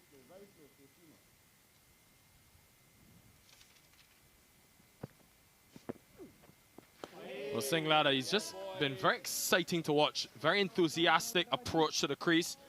And you can see bowling with good flight as well. He's caused problems and would have taken some 2 big wickets. Since he's come into the attack in the 10th over, they've really pulled things back. They were 64 for 2, the Cavaliers, after the first 10. This time in the onside, Najar Shah, he goes big and he gets all of it. He'll go all the way over the rope for a maximum. Boy, do they. He comes up with the 6 as well. They needed that desperately. And, you know, we said that Lada has been bowling so well here. And this one, kind of a Yorker length, but he picks that one out and dispatches it nicely into the growing crowd. And, hey, nice little snag by that man in the hat. Yeah. Good to see the numbers out in attendance. Of course, this festival, this 2022 Toyota Minor League Cricket Championship presented by Sunoco, the way that it's been put together. Organized, goes big again. This time, though, hasn't got all of it. Should be taken, and is taken. How often have we seen the Hawks? Every time they go for runs, they strike back. And that man Lada again with his third. Absolutely, and yeah, that was a great delivery, but that's a difficult catch with the ball high up in the air like it is, and we see that again. The ball is almost delivered to the same spot. He tries to go down the ground, just went a little bit underneath of it, and a nice catch taken there at the man at long on. So Shah departs for 7, and that's the 7th wicket down. Well, Najaf Shah, known for his hard-hitting ability, and again, just able to hit the one maximum when he's walking back. And you have to question, though, as the captain, you're only in the 16th over. You definitely don't want to be bowled out before that 20-over period, especially with Nevin Short, a very capable batter at the other end. 7th wicket goes down. Since that 10th over, we mentioned a bit earlier, Brian, they've been really pegged back. The Cavaliers, 64 for 2 after the first 10. And then in the next 5 overs, 32 runs and 4 wickets being taken, and it's been all because of the spin. That of Lada and as well, Pranto Ahmed came back into the attack. He picked up a crucial wicket as well. Yeah, especially after that disastrous first over that he had. It was good to see him have a comeback. They're almost reverting to the Cavaliers that we saw at the first half of the season, the team that looked like they would be a bunch of easy beats during the course of the year. But this is still a team that has a bit of firepower left. We'll see how the tail wags. Taha Wariak comes to the middle for the Cavaliers with a huge job on his hands. But I think the key thing is that they just need to find some support for Nevin Short. And again, the partnerships has been a massive worry for the Cavaliers. Remember, a team that currently sit in 4th position in the Eastern Conference. And what is such a tightly contested Eastern Conference?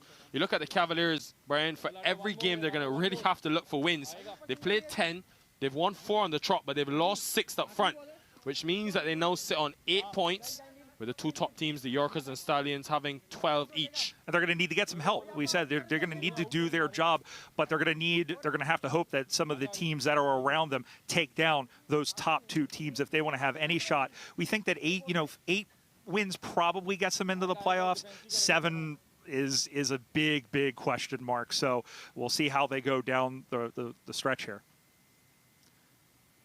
Well, before they can think about playoff qualification, they'll be thinking about getting to the 20th, getting in excess of that 140 mark with Nevin Short. Possible. Look at this, though. 2 slips in place from the captain, Bipul Sharma. But another significant superb over from Lada. Just the 7 runs conceded, but importantly, he's taken a wicket. End of 16, 103 for 7.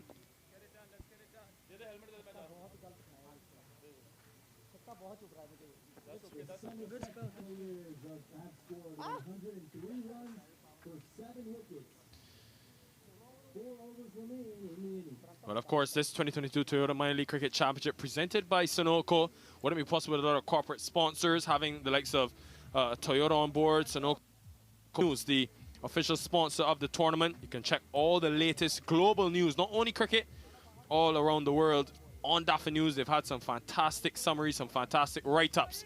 That's to look at the bowling card. You can see almost all the bowlers in the wickets. Pranto Ahmed, who's been the leading wicket taker. He's been expensive today, but he's come back and taken a wicket.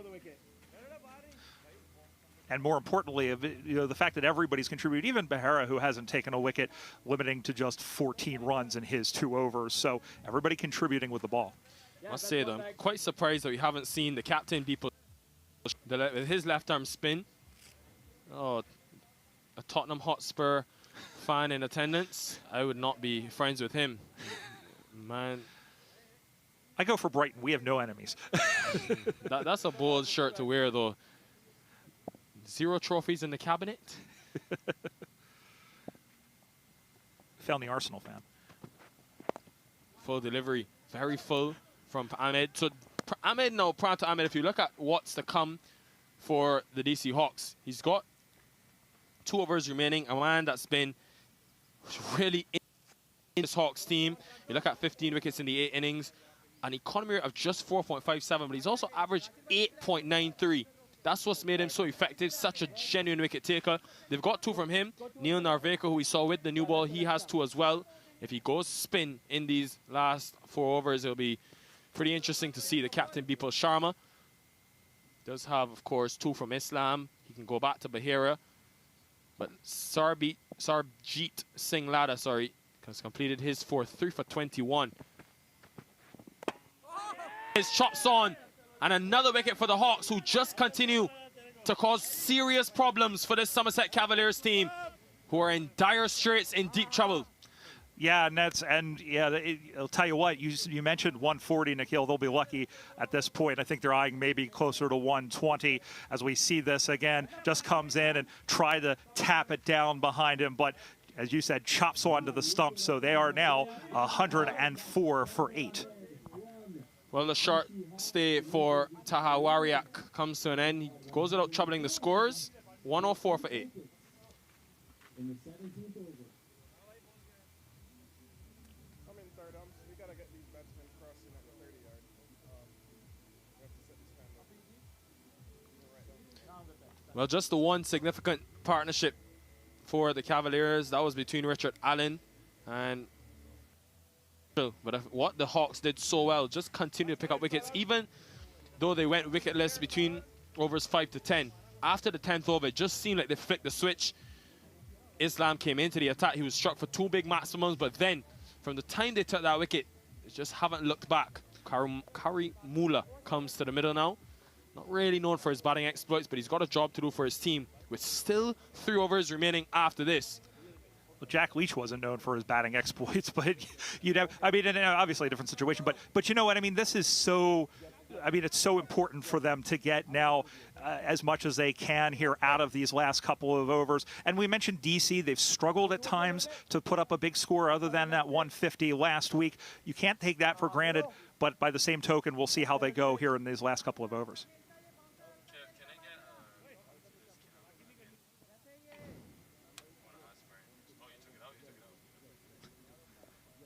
Let go batter.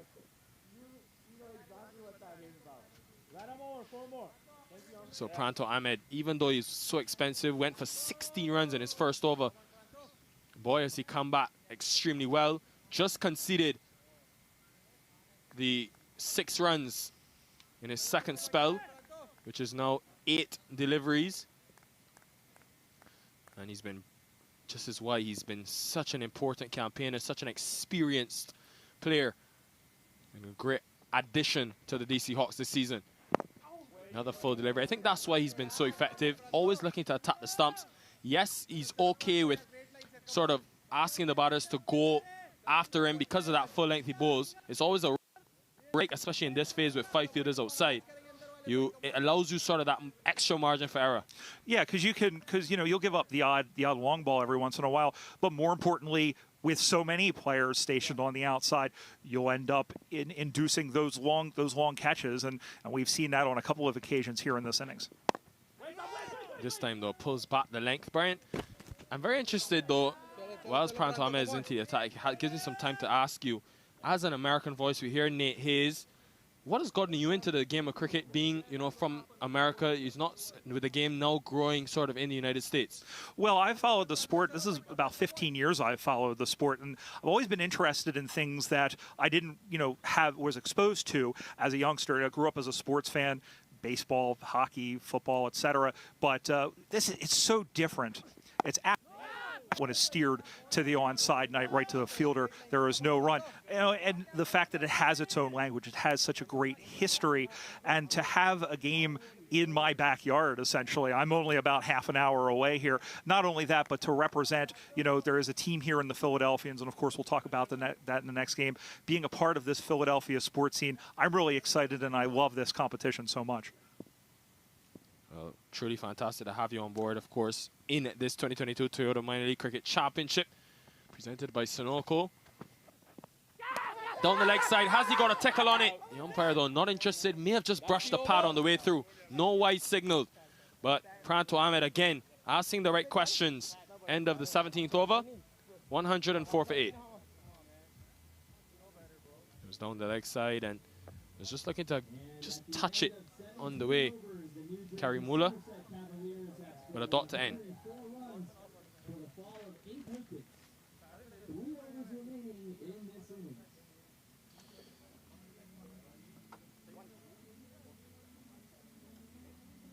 Couple of those very tall towers. The first one went for 16 runs, but they were only able to get 37 in the first 6 overs. The key, though, was that they lost 2 important wickets in those first 6. Always going to be tough as a batting team to get that momentum after you lose 2 early wickets. Yeah, especially when some of these batters have been running so hot and cold lately. We saw Marshall put on a decent spell. Hemorrhage has been running really hot and cold lately, and we mentioned Nate Hayes, and I was talking to him. He either hits a century or he doesn't really tally a big score. Of course, this 2022 Toyota Minor League Cricket Championship presented by Sunoco. Love the camera work today we've had. I think it's always important when you have fans in attendance, especially for this growing game in the United States, always important to feature them, to show the world, the global audience, that there is interest in something like a Philadelphia Cricket Festival happening here at Exton Park. I've loved the way the overall event's been put together, the volunteers, so many young volunteers as well. This is good for cricket. This is excellent for cricket. Credit to the minor league as well. And it has to be mentioned, this is a sports scene.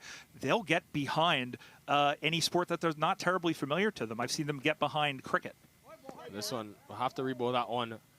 Bahira, he's back into the attack now after being the only bowler to not pick up a wicket for the DC Hawks. Rashish Bahira in for his first game today. Back into the attack. You can see just trying to look for that wide Yorker, but just way too far outside, sorry, that wide line. Yeah, and they're going to need to keep that a little bit tighter. But yeah, I mean, it's also great to see this many people here for this first game. You'll see the crowd build up more in the Philadelphians match, I think. Well, Nathan Short likes to go through that cover region. Man that represented the Empire State Titans last season. A team that really challenged, went all the way to Morrisville, North Carolina. How much would you have seen of the 2021 season? A fair bit, especially the East Coast matches as well. And covered a couple of games for the Philadelphians, one here at Exton Park and one up in Mercer County as well. Yeah, it was 138 runs for Short, but he really featured with the ball in hand. Struck at 140, so was really good at finishing the innings for the Empire State Titans. But this year, though, he's got a different role for the Cavaliers. We'll have to rebowl that one again. But here, I think what Bahir is trying to argue to the umpire is that Nathan Short is coming a long way across his off stump. But I think even on that occasion, even though he came across, it's still too wide. Yeah, it's all about where the markings are, essentially. And, you know, even if it's in the position to play and he's still able to do it, you have to follow what the markings are on the crease. I was kind of surprised that he wasn't actually retained, Nathan Stewart, because obviously when you look at his performances for the Titans, he was a big reason why him and Christopher Barnwell, the two of them, their all-around experience was a big reason why they were able to get to that finals weekend. You look at the 16 wickets he took for that Empire State Titans team. And funny enough, to start the tournament, well, Nathan Stewart started, but then was replaced by Umaid Asif. Barnwell and Stewart weren't retained by the Titans. I was very intrigued by that. Goes straight back over the bowler's head. That is a glorious shot. And he'll just hold the pose short. He's looked for a long time and finally gets one out the middle and gets runs for it. Yeah, good stroke here. He comes, as you say, he's been looking for the ball that's been aimed for that fourth stump, and he does a good job of latching onto it and a good straight drive to net the 4 runs. Well, he's a man that really knows how to attack this final phase of the innings. Actually was kind of surprised he came to the crease so late. A man with his experience, the team losing wickets quickly. I would have liked to see him maybe coming at number 7. Look to stabilize, because the more time, the more deliveries he spends and faces, I think the better it is for the Cavaliers. Didn't really feature in the first 2 games with the bat in hand. Just 13 runs, but he's done well for his team today, helping them get to something competitive.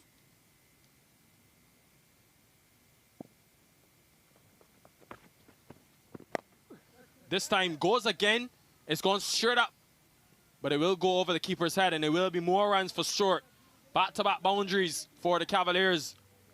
This time changing angle of attack and going behind onto that creek side. But again, these are precious, precious runs as they start to put up a respectable total against this DC Hawks team who, as we said, especially on this ground, has had trouble with bigger numbers.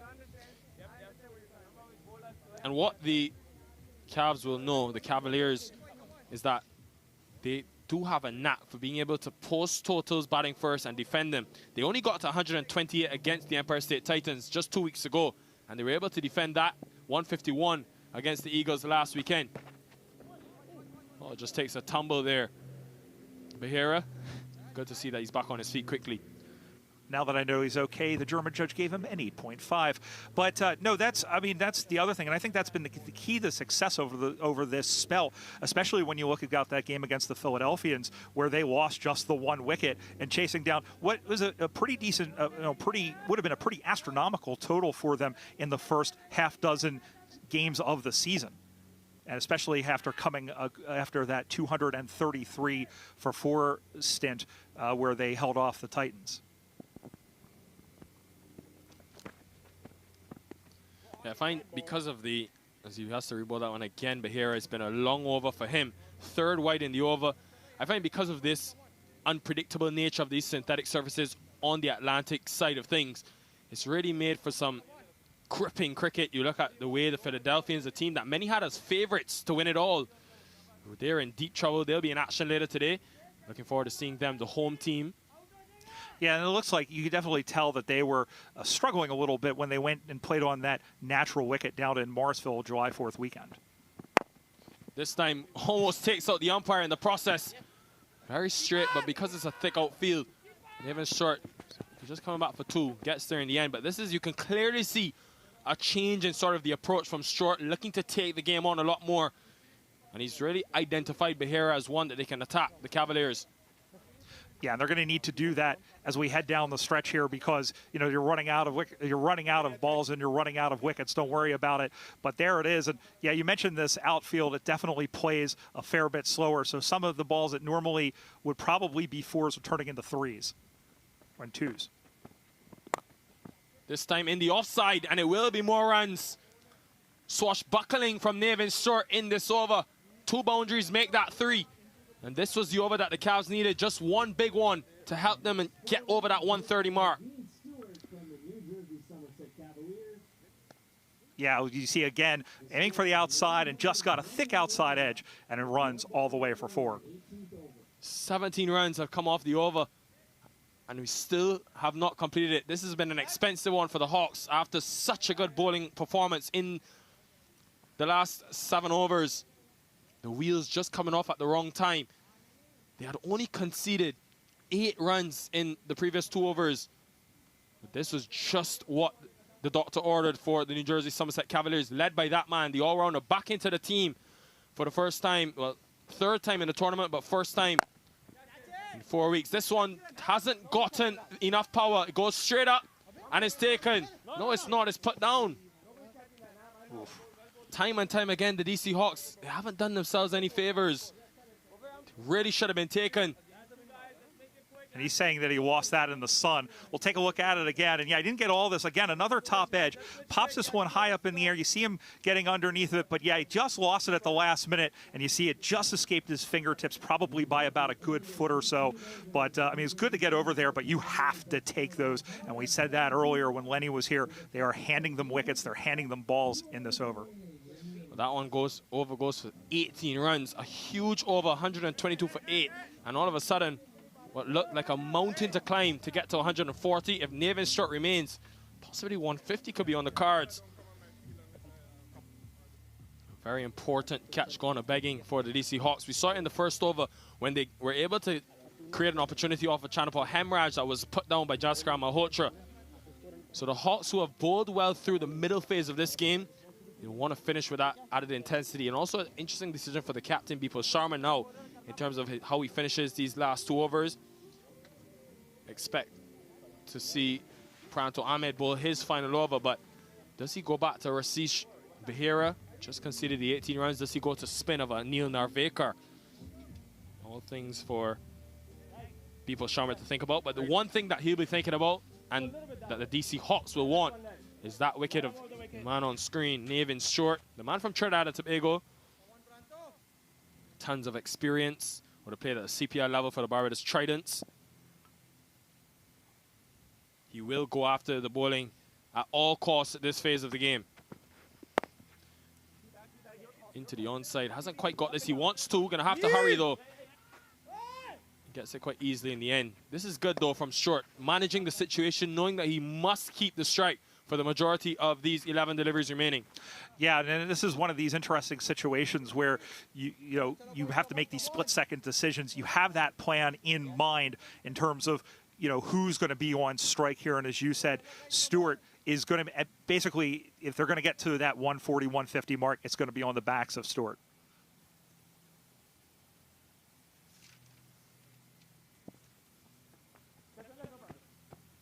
Just pulls up in the middle of that Pranto Ahmed, so he's going to rebowl that one. I think Nathan Stewart may have seen something just fly across his line of sight.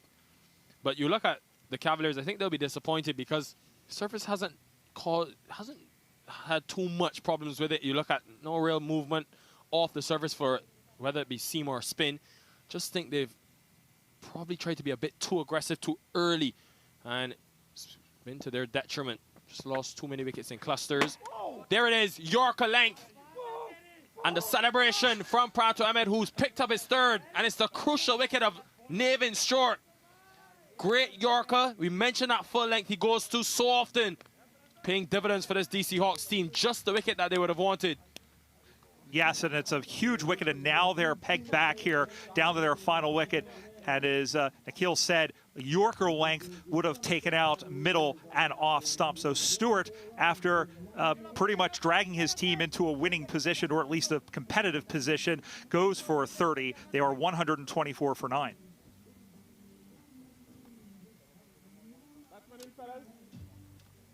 Just one wicket remaining for the DC Hawks to take. It's been a spirited bowling effort from them. The way they were able to come back after only being able to pick up 2 scalps after the first 10 overs. Damien Jacobs, the leg spinner, walks to the middle. And we'll be looking now to battle the remaining 9 deliveries, 9 legal deliveries. You never want to be bowled out before that 20 over mark, especially as a team batting first. Want to ensure that you can post something competitive. Nathan Stewart has helped his team get to a run rate past 6.5 runs per over, but can they finish off the innings well? Yeah, they're definitely in a better position with him leaving the crease than they were when he got there. So as we have these last 9 overs, we'll see how Jacobs does.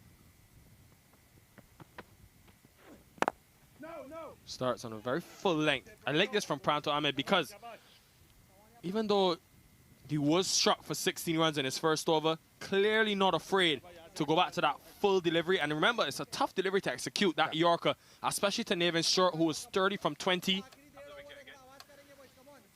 If you miss that Yorker, you get it wrong, it becomes a full toss or maybe a half volley, which right in the arc of Nathan Stewart. So huge delivery to bowl. Loud appeal, but definitely going down the leg side. It was good clinical awareness from Pranto Ahmed to execute that delivery, to back himself enough to go for something like that. Yeah, and you can get down on yourself if you give up a big over like he did at the very start. And like you said, he just backs himself. He knows what he has to do. He didn't change his game. He didn't change his attack. He attacked the stumps as he has done and what he's known for, and it's yielded a pretty good figures from him. Yeah, the disappointing thing for the Cavaliers is that their top 4 all got starts. No one able to kick on. Oh, that looks good. That looks very good. And the thing, and Damien Jacobs again caught in front, and it's that man again, Pranto Ahmed. You see the celebrations because he's entered with 15 wickets and make that 19 now for his tally in this 2022 Toyota Minor League Cricket Championship. And another good ball again, just catching that one. Looks like it did LPW. Looks like it was caught leg stump. So that's it. They are bowled out for 124. And I have to say, Nikhil, I think if you're the Cavaliers, you're disappointed that you weren't able to get up past that 130 mark. Yeah, real subpar batting performance from them, especially after the top four all got into double figures. Prajapati got 12, Hemraj was the big wicket, he got 17. But then Marshall and Richard Allen, they put on a big partnership. You would have expected them to kick on 44 runs between Marshall and Allen, but in the end, besides that 30 from Nevin, the score of the innings, no real momentum because of the continuous loss of wickets. Set up, of course, by Lada and finished off well by Pranto Ahmed, who continues to be in the wickets. And that's why the DC Hawks have been in as many games as they have despite their batting troubles.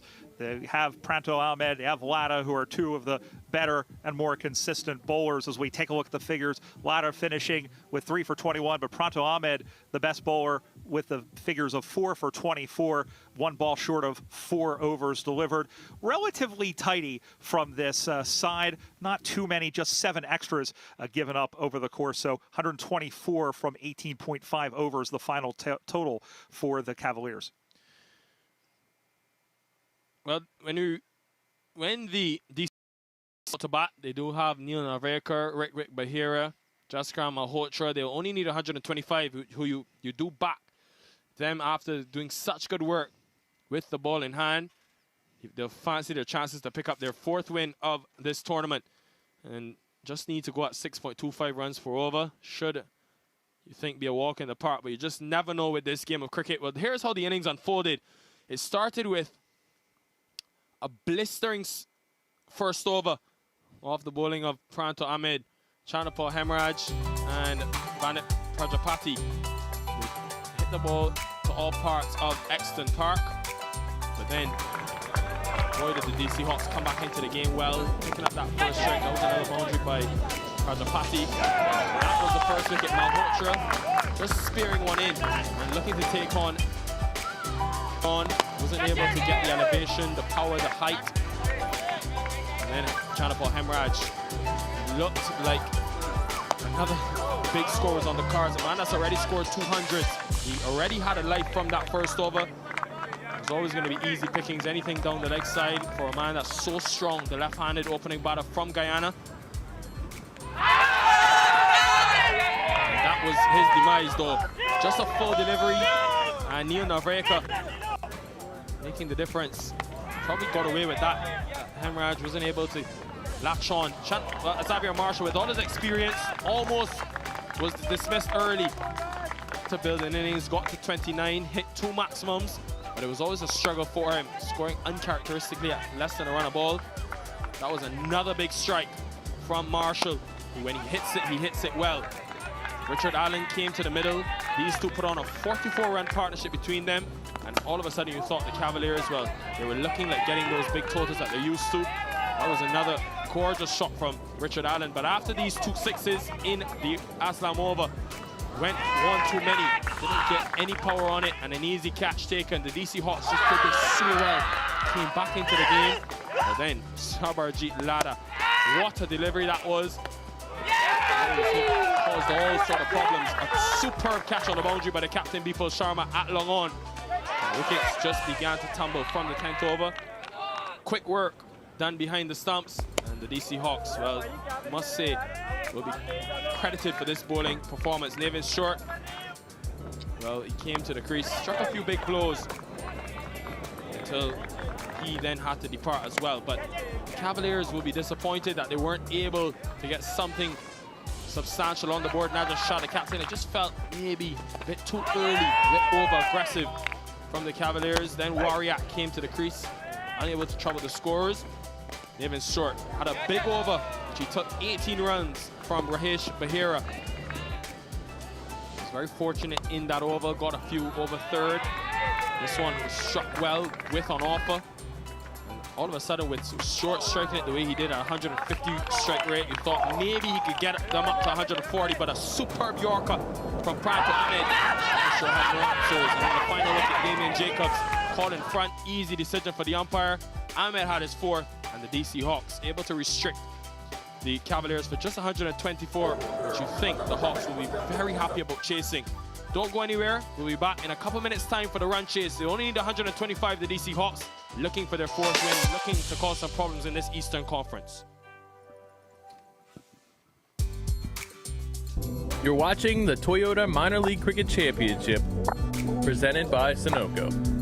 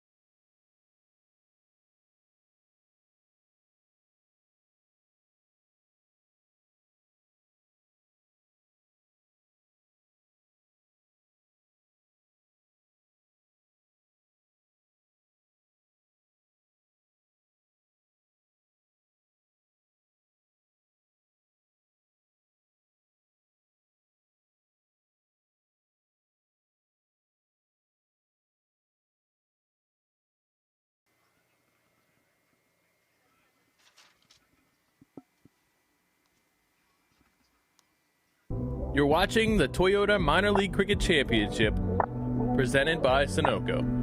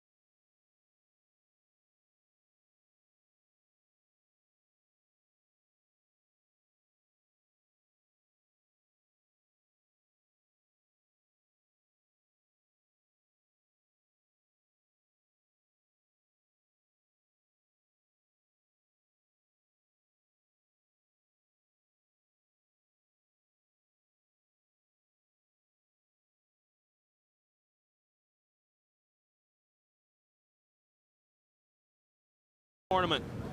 He's been in there with the runs. He's the leading run scorer in the Atlantic Conference. But with his ball in hand, we've seen him take up this role quite often in his career, especially for the Guyana Amazon Warriors, who he will be representing in a month's time with that new ball. So effective at keeping things tight, has the ball, goes on with the arm as the left arm spinner.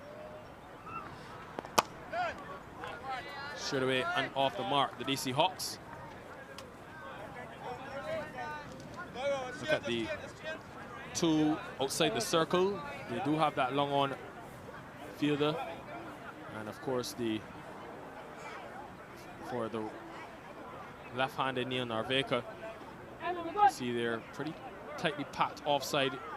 Do have the two though in the deep, one at long on and one at deep mid wicket. So with the ball spinning in to the left-handed Narveka, pretty standard field for the left-arm spinner. They need to take early wickets. Yeah, Chandrapal Hemraj. We've seen him on so many occasions opening the bowling for the Amazon Warriors. And now doing it throughout the tournament here for the Somerset Cavaliers. So overall, safe option to go with Hemraj to start things off. And so far, it's worked out quite nicely.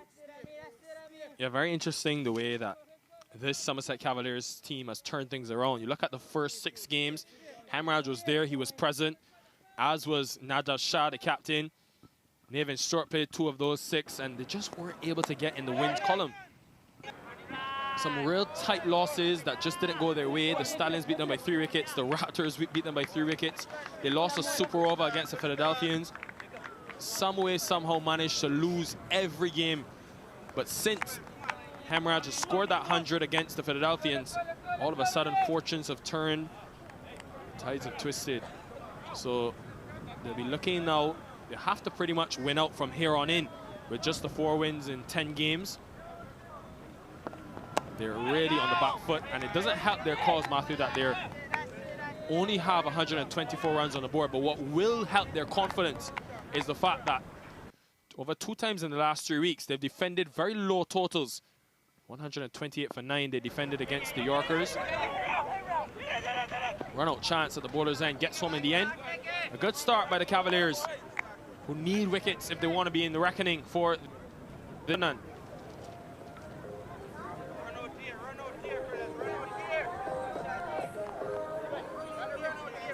At the end of the first over, the DC Hawks have scored 3 runs for the fall of no wickets. See there, a lot of batting to come. Jaskar Malhotra, the name that stands up people, Sharma, who's played so many games back in India, would have played at the IPL level as well for the Kings 11 Punjab, the Sunrisers, Hyderabad teams. So no shortage of batting. It's a team that has a lot of depth as well. They were able to really attack those last 5 overs last weekend. Philadelphians scored 59 runs in the last 5, and 45 of those came in the last 3 overs. Najaf Shah, the captain, will come into the attack. Boy, do they need him to pick up some early wickets. Yeah, they do, and nobody around here does it better than Najaf Shah. Has done very well for the Somerset Cavaliers. Has led them nicely. Has gotten the wickets as well. Has provided good stability in that fast bowling department, especially with the loss of Umaid Asif. Najaf Shah will play an even bigger role now, you feel. Especially given not the highest of totals that the Cavaliers defend here. It starts on a good line. Interesting, very interested to see that teams with this newer ball have opted to start with a slip. Yes, whilst attacking, haven't seen many deliveries do much off the surface. So I just wonder about that slip fielder. Do they really have a chance of taking a catch? Haven't seen many edges. Keep going, guys. Keep going, guys. Najaf Shah, man, of course, who's represented Pakistan at the international level. Just the 1 ODI for him, but he's played over 134 first-class games. So much experience. One of the elder players of this Cavaliers team, but he's been with them for a while now. Yeah, spends a lot of time with the Somerset Cavaliers in various tournaments across the country. Has made the move from the Dallas Mustangs from last year.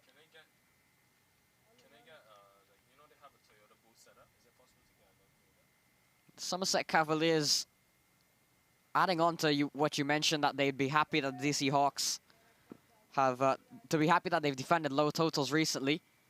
Another thing with that,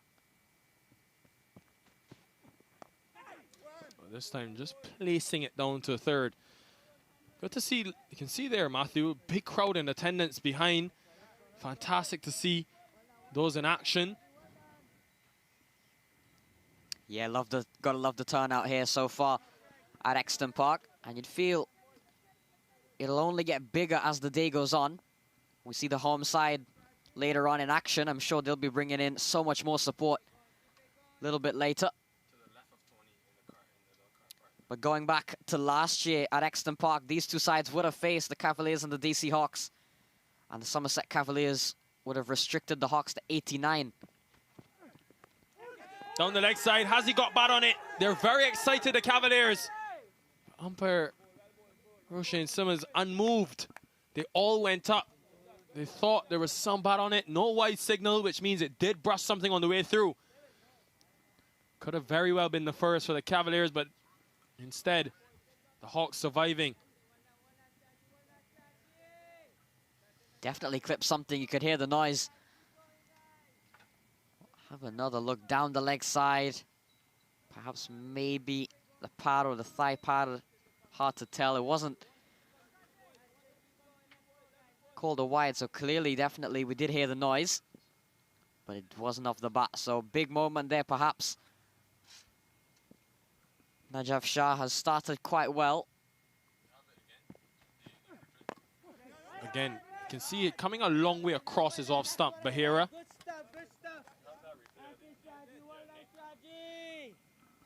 Bahira, well, may have been very fortunate to still be here. Getting a bit of movement as well. Najaf Shah. Yeah, it may have been off the thigh pad in the end, but for a first real sign of any sort of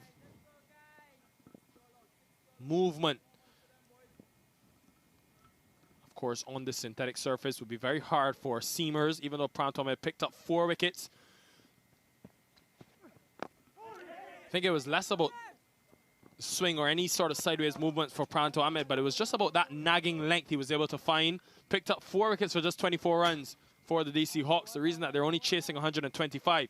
So if Najaf Shah, Nevin Short, some of the other seamers take anything from this, it'll be that they have to attack. And Najaf Shah has done well so far. He's picked up 13 wickets in the tournament thus far, averaging less than 20, so he's doing the job for his team with the ball in hand.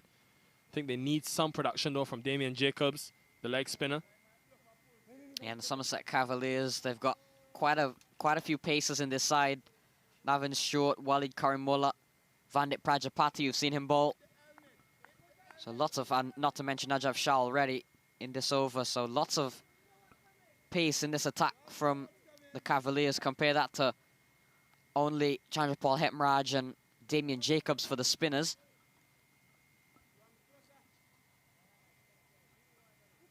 Given we saw, in addition to Pranto Ahmed, we did see how successful the spinners were for the DC Hawks.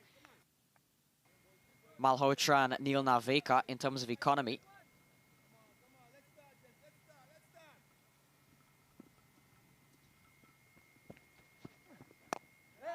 Yeah, with that height that Najaf Shah possesses, does get a bit of extra bounce. This is a very good start, though, from the Somerset Cavaliers, because they've only conceded 6 runs in the first 2 overs. They'll be very happy with the way things have gone, but they'll be looking to add into that wickets column. 6 for none.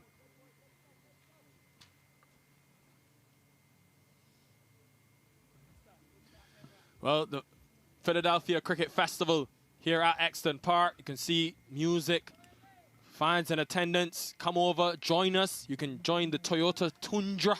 Have a look at inside what is a state-of-the-art vehicle. Had a look in there, Matthew. I think, you know what I'll be asking for as the next Christmas present. That'll be top of the list. Yeah, and we saw the boys from the Philadelphians, Liam Plunkett and co, test driving the new Toyota Tundra. You can see, oh, there we go. A youngster, I think he's just slightly too young for a license, if I'm correct. But I can tell you, Matthew, I hope that our good friends at the minor league would maybe reward me and you, you know, if we do some good work with a Toyota Tundra. Why not? Why not? Hemraj continuing. Beast of a vehicle is the Tundra. I've actually been given word that tomorrow I'll be picked up in the Toyota Tundra. So if you do join us for the coverage tomorrow at Exton Park, I'll be here very early, because that Tundra, not only is it a powerful vehicle, it's got some speed on it as well. Speak about power, you think about Chandrapal Hemraj and the 200s he's been able to strike. Oh, it starts well again. This over's gone well. So far, they haven't conceded a boundary, the Cavaliers. And this is probably ideal when you're looking for wickets. Yes, they haven't come as yet, but the key thing is that you're not conceding runs. Need some quality overs in the power play. This time off the edge, but just wide of that, fear that slip. Hemraj has done very well so far. He's bowled an over and a half for just 4 runs. So far, so good for the Somerset Cavaliers. They've done well to keep that economy rate in check. Edged and put down. That's why that step was in place. Xavier Marshall, it was always going to be a tough chance. Seemed to come off the outside edge, and Marshall reacted just a tad late. Came off the keeper's glove, so always going to be tough. Could have very well had their first, the Cavaliers. But what's key here is that Hemraj is bowling very slowly, but that length is sort of that in-between length. So he's putting doubt in the mind of Neil Narveka. This is tedious stuff from the experienced Chanapal Hemraj, who we mentioned has done this role for the Ghana Amazon Warriors year in, year out with the new ball. Not known so much for picking up wickets, but more for just being able to strangle teams, just choke them for run scoring in the power play. End of 3, 7 for none.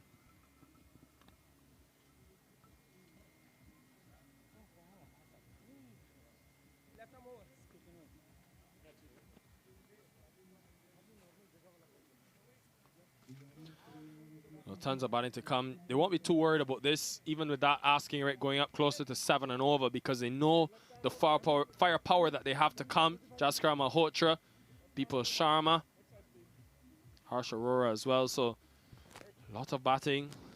Franklin Clement. Yeah, still a powerful batting lineup is the DC Hawks, but they have had their struggles in the past. You look at that, you look at the games against the Empire State Titans, which they were chasing very low totals and they weren't able to get home. There we see the Philadelphians, the hosts of this big weekend here at Exton Park. Yeah, maybe if you had to pick one team in this Eastern Conference, maybe the Philadelphians in terms of the importance of this weekend, because not only are they at home, but they're a team that's under the pump. They came in and entered as with big expectations to be favorites tournament, and it just hasn't gone their way, especially with the bat in hand. They've struggled to chase totals. They'll be in action though later today against the Stallions. Pace continuing. Prajapati replacing Najaf Shah. This is an interesting move from the captain though. Just the one over for Shah. Conceded 3 runs and he's pulled himself out of the attack. Yeah, he's decided to go at Vandit Prajapati, who we've seen bowl quite steady so far in this minor league tournament. Vandit Prajapati, very quality. What a year he's had in various tournaments across the country. He's really made a name for himself so far. This one pace off and just goes over mid-off. It will be... Thought it was going to go into the boundary, but it's a heavier outfield on close to that boundary rope, especially in that long off area. And it just goes for 2 runs. So yet to concede a boundary. Not often do you see in a T20 game of any sort. In the 4th over, you haven't had a single boundary yet. The team still yet to cross the 10-run mark. This is excellent stuff from the Cavaliers, who are remaining patient, remaining poised to pounce on any opportunity they've been given. A slight half chance in the last over, which came off the glove. And Xavier Marshall at slip almost held on. But it wasn't to be. Can they just prize a first? So desperately they want to take wickets. Goes straight back into the stumps, and when it's not going your way, it really isn't, because Ritwik Bahira, probably the ball that he's timed the best in his first 11 deliveries, and it just cannons into the non-strikers end and cannons into the stumps. Yeah, but now we're seeing a couple of shots of good intent by Ritwik Bahira, despite not getting a good result out of either of them. We're seeing now that he's opened up a little bit more, timing them a lot better.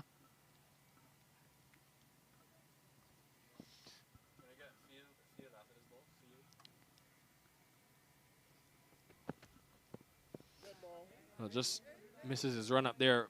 Vandit Kumar Prajapati, who's been superb with the bat in hand at the top of the order for the Cavaliers, but now with just 124 runs on the board, he's got to be attacking with his bowling. He's got to slip in place in terms of the 2 outside the circle. He does have fielder at deep third.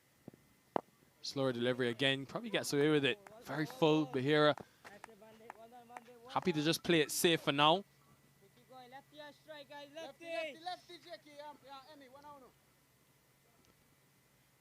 So that lone fielder at the deep mid-wicket position tells you that Bahira looking to bowl very straight. He's going to come into the circle now for the left-hander. But when he's bowling Prajapati, it tells you his plan. He's looking to do similar to what Pranto Ahmed would have done. Be very straight on the stumps, looking for wickets, the Cavaliers. I like this approach from Najaf Shah and his men.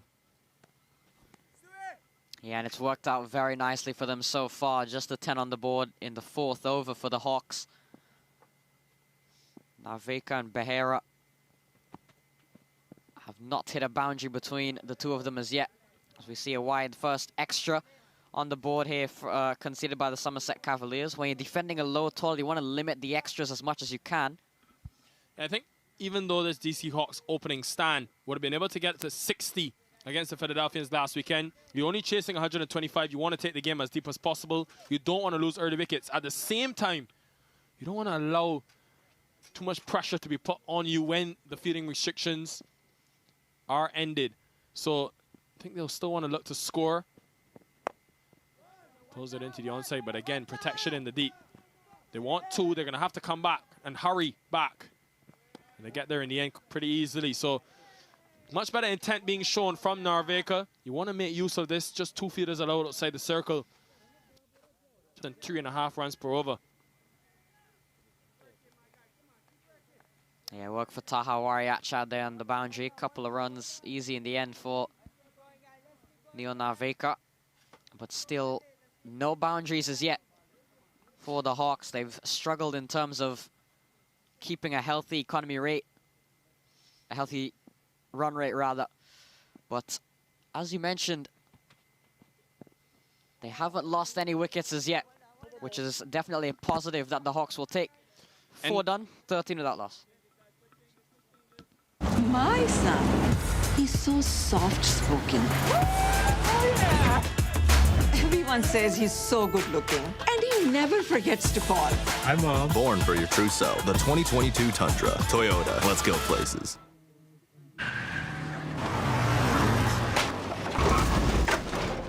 What's up, Dad?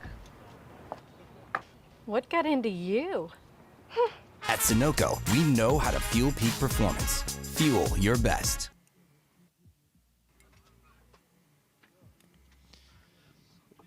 Numbers out in the sun at Exton Park. Fantastic day for cricket. Fantastic day for watching cricket. If you're in Pennsylvania, you want to be here. You don't want to miss the action because later today we've got the Stallions up against the home side. The Philadelphians, that will be a cracker-jacker with 2 teams looking to find a place, one of 2 places available in this Eastern Conference for those playoffs, which is coming thick and fast. Yeah, the Stallions in the air, and it should be taken, and it's not taken. They thought they had their man. Chanapal Hemraj went into the pitch very short this time, and the pull came out, and it just went over, just evaded the fielder at long on. They'll be disappointed with that. Yeah, Richard Allen couldn't take the catch, but a half chance there offered by Rituk Bahira. First ball boundary. And the Stallions and Philadelphians going at it. Stallions already, you'd feel, perhaps with 1 foot in the playoffs. The Philadelphians with work to be done this weekend. And it's not going to be easy given they've got the Stallions and the Yorkers this weekend. You seem to misjudge that, Richard Allen, and that could be a big chance going to begging. Comes a long way across. Quick running by the DC Hawks again. Mentioned the importance of every game now going in. Most teams would have played between 8 and 10 matches. Only 15 group stage matches. And everyone wants to be a part of that playoffs. And everyone wants to be in North Carolina at Church Street Park come the last weekend in August because so much up for grabs. We saw the Silicon Valley Strikers face the Stallions in 2021. The Stallions so far in good stead to return. 2nd position in the Eastern Conference on 12 points. They've only played 8 games though, so 2 in hand, which will help them in this tournament, of course. Wouldn't be possible without our official sponsors, Dafa News. Catch all the latest news, whether global, whether cricket, anything great platform. Just 2 deliveries remaining in this over. The rate has increased. The key thing for the DC Hawks, though, is that they haven't lost a wicket. That will be crucial. We'll probably want to end the power play without losing a wicket. Bahira has been very watchful. There's aggressive 24 in the last game where his team got up to 156 for 4, but they were batting first. Today, they know exactly what they need to chase, exactly how to build and construct this innings. Pulls this one in the air, and there is in the gap. 1 bounce into the boundary for 4. Second boundary in the over, just what they needed, the DC Hawks. And because they spent time at the crease, it allows them now to play shots like this. Yeah, lovely pull shot off the bat of Ritwik Bahira. Good end, good over overall for the Hawks. 23 without loss after 5.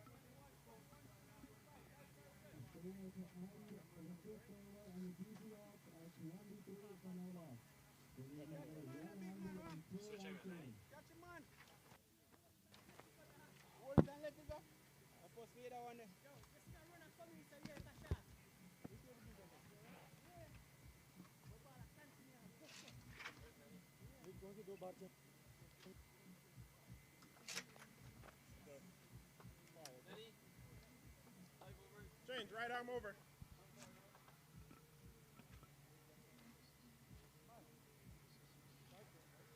So 23 without loss, the DC Hawks. There it is, the 2022 Toyota Minor League Cricket Championship presented by Sunoco. Flag waving proudly here at Exton Park as Waleed Karimullah comes into the attack. Man who would have played for the DC Hawks last year comes up against his former side, now represent New Jersey. As I welcome my dad back into the box. It's been a quiet start so far for the DC Hawks, but you'd feel given they need only 125 for victory. So far, so good. They haven't lost any wickets yet. Yes, Matt. Always 120 falls into that zone that you call the tricky score. Karimullah comes into the attack here. We've seen a solid start from Narveka and Bahira, although we haven't seen a flow of runs, but still 120 plus, probably 1s and 2s can still do it. 5 runs and over, Matt. If they battle 20 overs, I'm pretty sure. Yeah, they should. And we've seen the last over a 2, over and a half, Ritwik Bahira start to play some very good looking shots, seeming to time the ball a lot better now. So has definitely been on the front foot as of the last few deliveries. Oh, balled him. So that's the end of Narveka. Ball on the stumps, and the rest is history. 1 down. Waleed Karimullah dead straight first ball. And look at that. Full delivery, middle stump, gone. And Neil Narveka has to walk back. No better way to face your former side than to get a wicket. Waleed Karimullah strikes, and the Hawks lose their first. Narveka gone for 5.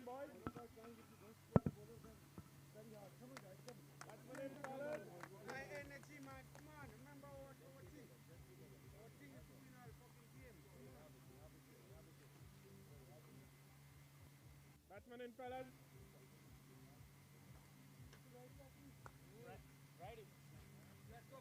So Arsh Arora comes to the middle. Matt, we've seen a very good start here from Karimullah. He's a quality bowler. Would have take out Neil Narveka. So Arsh Arora comes to the middle. And we've seen Arora before.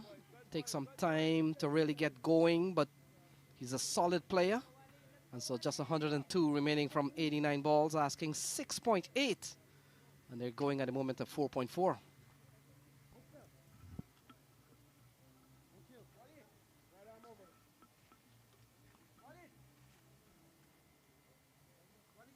So this is game number 9 being Exton Park in 2 years, Matt. We made a point that we saw 8 games last season. And I heard you on comm saying the last time these two teams met, it was 204 to 89, favoring the New Jersey Somerset Cavaliers. Sharfian Rutherford got among the scores. Got a big score on that occasion.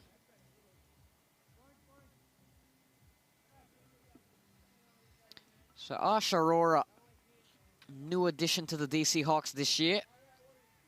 Hasn't featured much, but gets his opportunity now. And you'd feel with not a lot of runs on the board to chase down, you feel this is a good scenario for a player like Ash Aurora to come in and to play a nice little innings to assert himself into the team.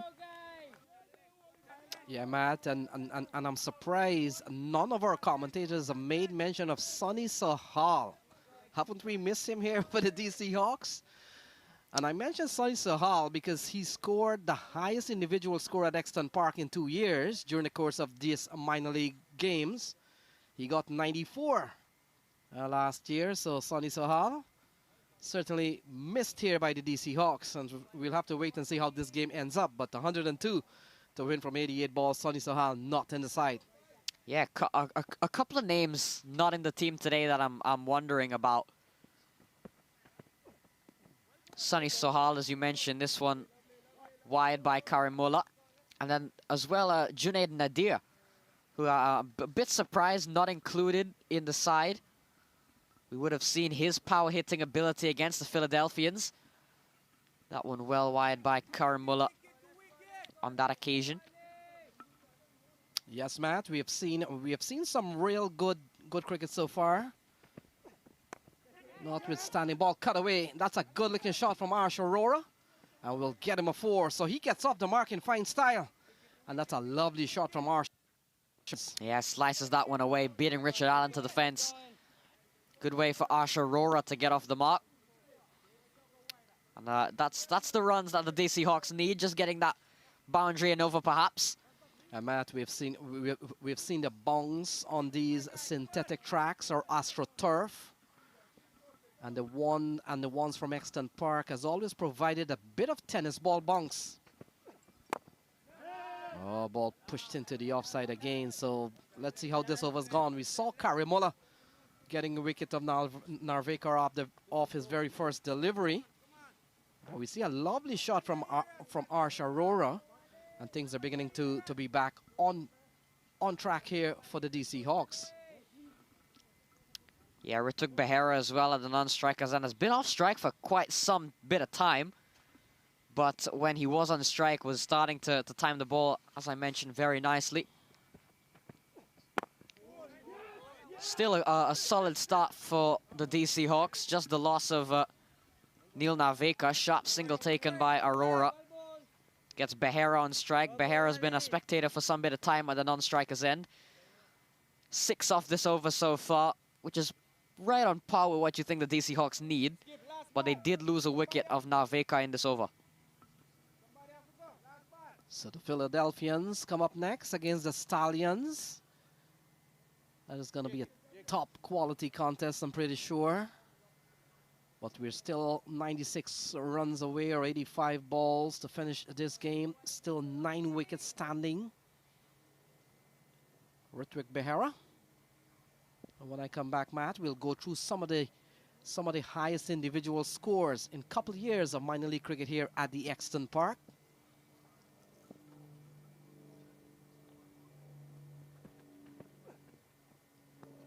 So ball outside the off stump. That will complete the 6th over. And after 6, it's 29 for 1.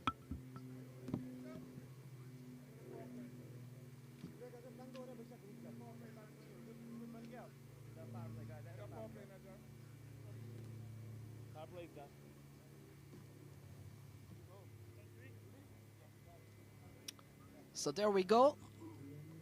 Neil Narvekar, the only casualty so far, was clean bowled off Karimullah. Still a lot of batting to come. Of course, the big man, Jaskran Malhotra, still in the shade. And of course, Bipul Sharma, who's had an excellent season. Franklin Clement can give it a whack towards the end. We see largely spread out towers on that Somerset Cavaliers Manhattan.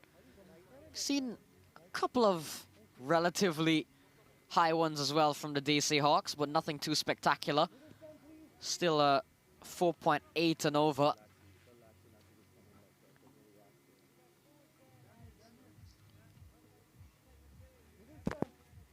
96 required from 84 deliveries. Relatively simple equation. And with the names that you mentioned, the likes of Bipul Sharma, Franklin Clement, Jaskaran Malhotra, and with Arsh Arora and Rituk Behera still out in the middle, you'd feel the DC Hawks should have no reason to panic at the moment. So Nevin Stewart has been given the ball. And Matt, how many times haven't we seen Nevin Stewart make things happen? He will have to do that today against the DC Hawks. Yeah, very crafty bowler is Nevin Stewart. Wickets, especially big wickets.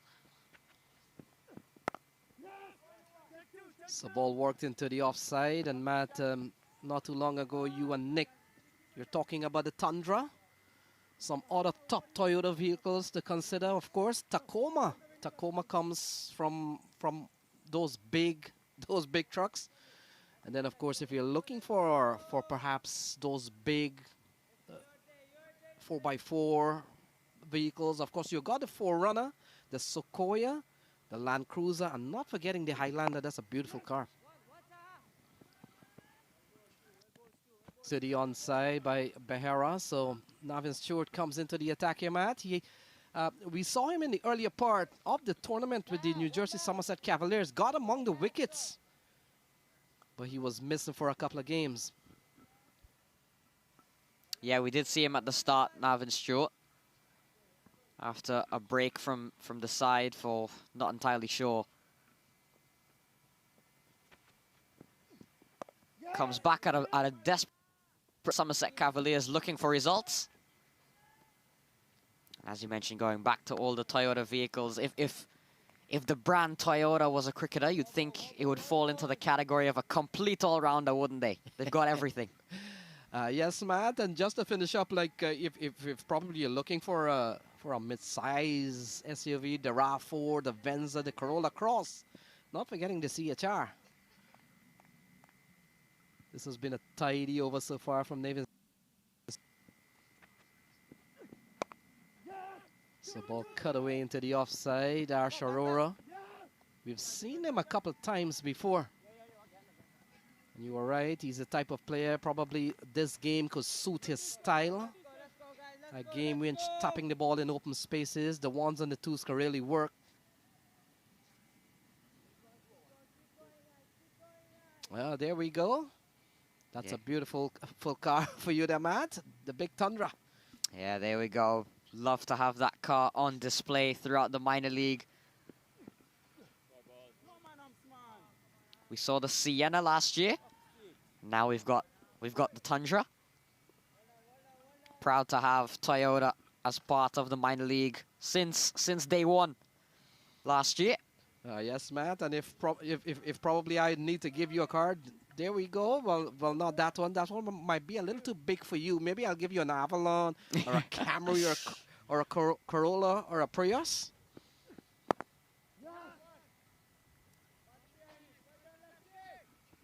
So runs coming by single here for the Hawks. They need 88 from 79 balls. We've seen a partnership of 14 between Behera and Arsh Arora beginning to form. And Nevin Stewart has gone for 8 runs in this over so far. We're at the stage of the game, weekend number 6, in which teams are looking for points. And we know what this division holds at the moment. Yorkers and Stallions, they're doing well.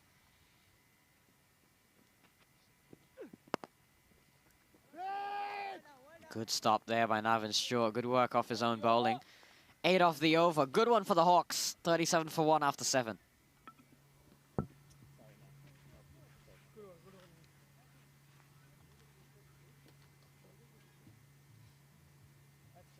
Let's go, Ali.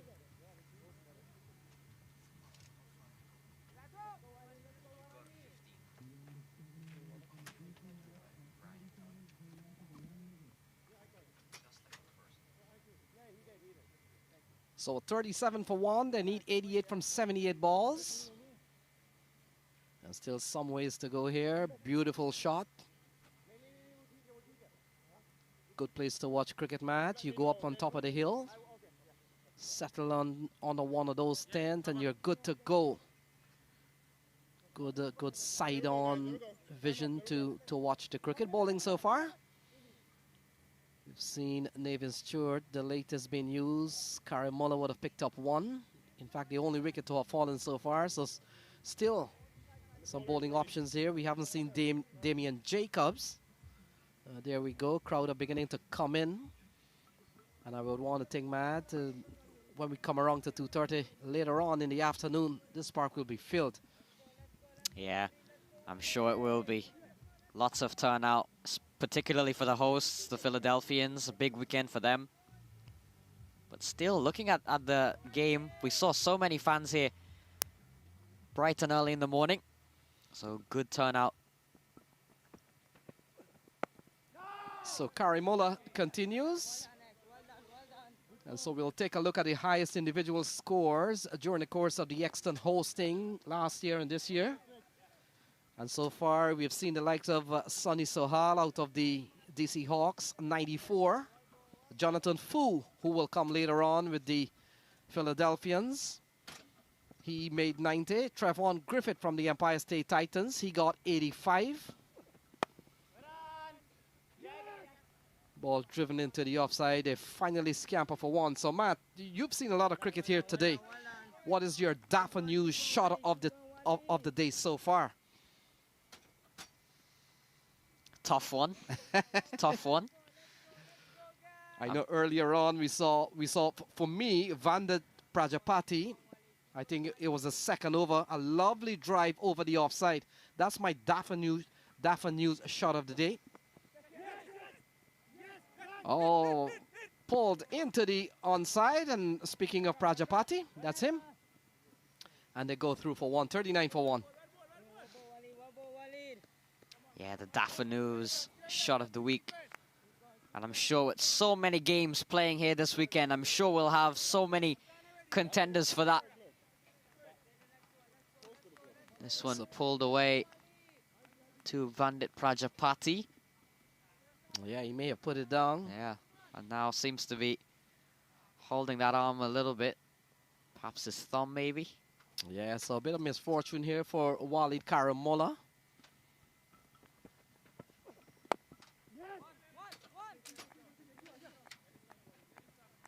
The partnership has gone up to 70 now between Behera and Arsh Arora. Still batting to come. Jaskran Malhotra still waiting in the wings. Yeah, powerful lineup. Captain Bipul Sharma, IPL experience. Bipul Sharma would have been part of the 2016 Sunrisers Hyderabad franchise that won the IPL. Oh, straight down the ground. The fielder comes around and may have gone upstairs. So a good-looking shot from Ritwik Behera. Straight down the ground, and that's gone for 6, Matt. There's a shot of the week contender for sure. Ritwik Behera, lovely shot. Straight down the ground. And over the head of the fielder. All the way for 6. Yeah, 2 fielders going after it. Taha Wariat stretching out a hand. Couldn't get onto it. So first maximum of the innings. Yes, Matt. Behera, he's a young player, but he can strike the ball and strike it far. And 6, we all know, is a shot that requires some bit of distance. That's a lovely shot for 6. And not too long ago, we were talking about that Daffy shot of the game so far. I'm pretty sure there will be quite a few. 8 gone, 47 for 1. 1, 2, 3.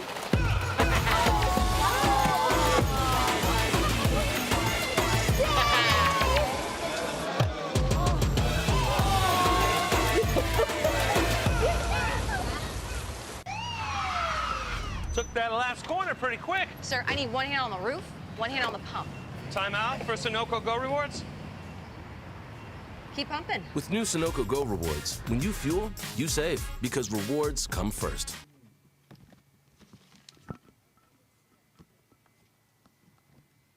So there is the DC Hawks pavilion. I'm sure they might be quite content with what's going on so far. 6.5 required, just the 1 wicket down.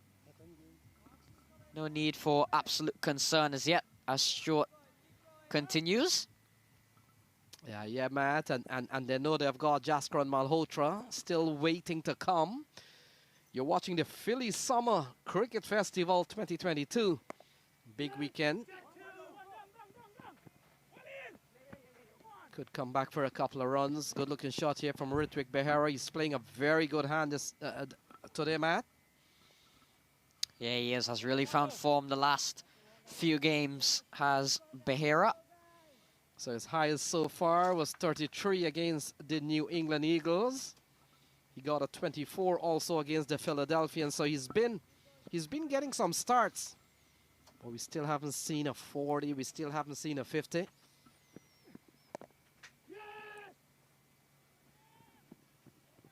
But he's a quality player.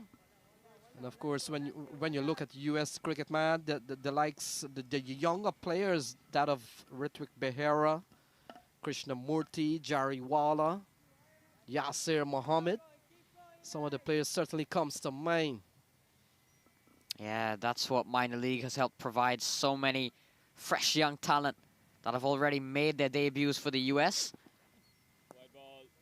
So the ball sliding down the leg side. The 50 would have come up just after, before this wide. So 51 on the board here for the DC Hawks. They need 74 from 70 balls. Pranav Rao, the keeper for the Somerset Cavaliers. Pranav Rao would have played for the Philadelphians last year. Started off as an all-rounder.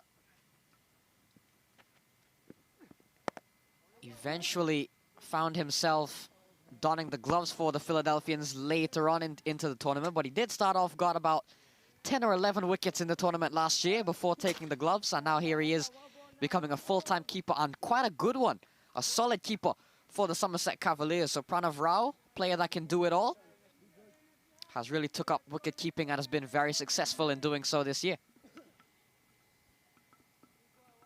Yeah, Matt, we've seen in the past, Cavaliers have used wicket keepers who can bat. So ball again worked into the offside. So the plan is perhaps a simple one here for Arsh Arora and Ritwik Behera. Just to get some singles. 5 and 6 will still do the job. 72 to win from 68 balls.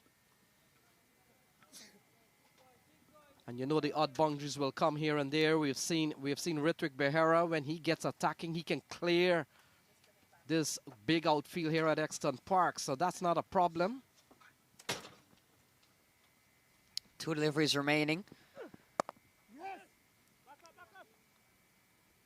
So ball played into the offside. Arsh Arora, his batting style could be very conducive to what is needed here. 71 from 67 balls. We've seen him play before. He's that type of player. Yeah, much more of a stroke player, Arsh Arora.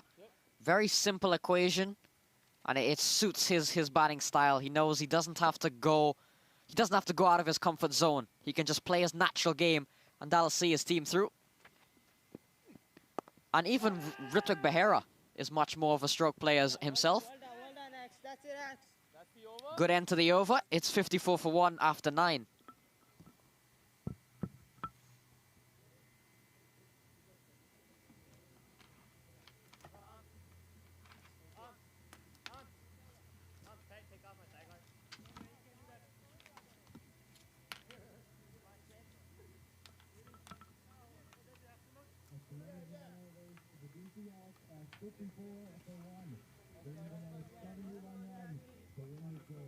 So some ways to go. 71 to win from 66 balls.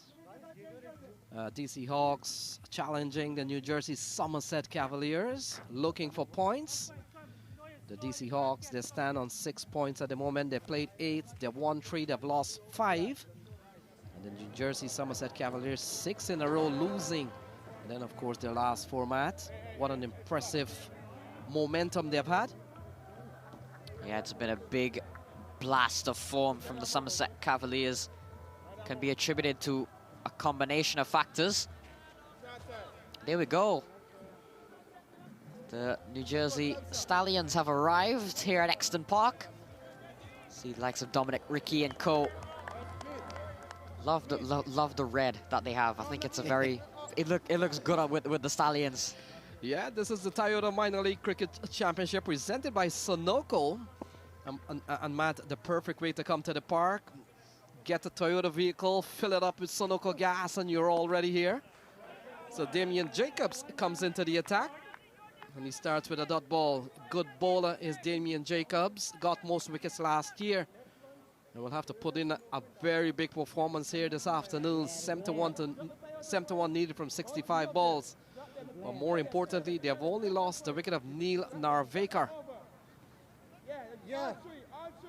Yeah, spin for the first time since the 5th over.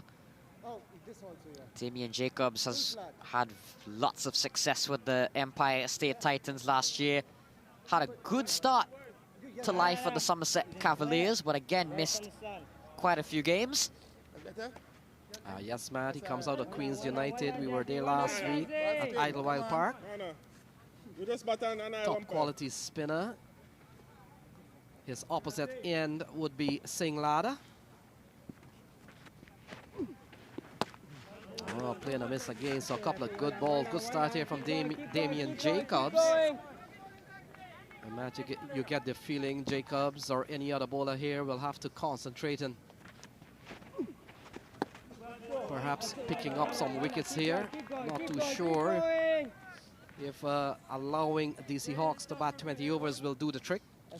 And I'm sure that's in the mind of Damian Jacobs. He's a wicket taker. And he'll be looking to get a few. Has started very well so far. 4 dots on the trot to Ash Aurora. Yeah, very good start here from Damian Jacobs. He's been quality last year. Oh, can't score. So we've seen 5 dot balls in a row here from Damian Jacobs. Pretty sure we haven't seen a maiden today, Matt, but we're on course here. Here's Jacob. Oh, that's a quality over. A maiden over here for Damian Jacobs to start. 10 gone. It's 54 for 1. All right, guys, halfway through. Let's have a quick second half, please. आपके पास यहाँ bowling mark नहीं है? हाँ है. अब मेरे किसी ने लगाया नहीं है. 10 overs in the regional on 54 for the loss of 1 wicket. They need another 71 runs to win.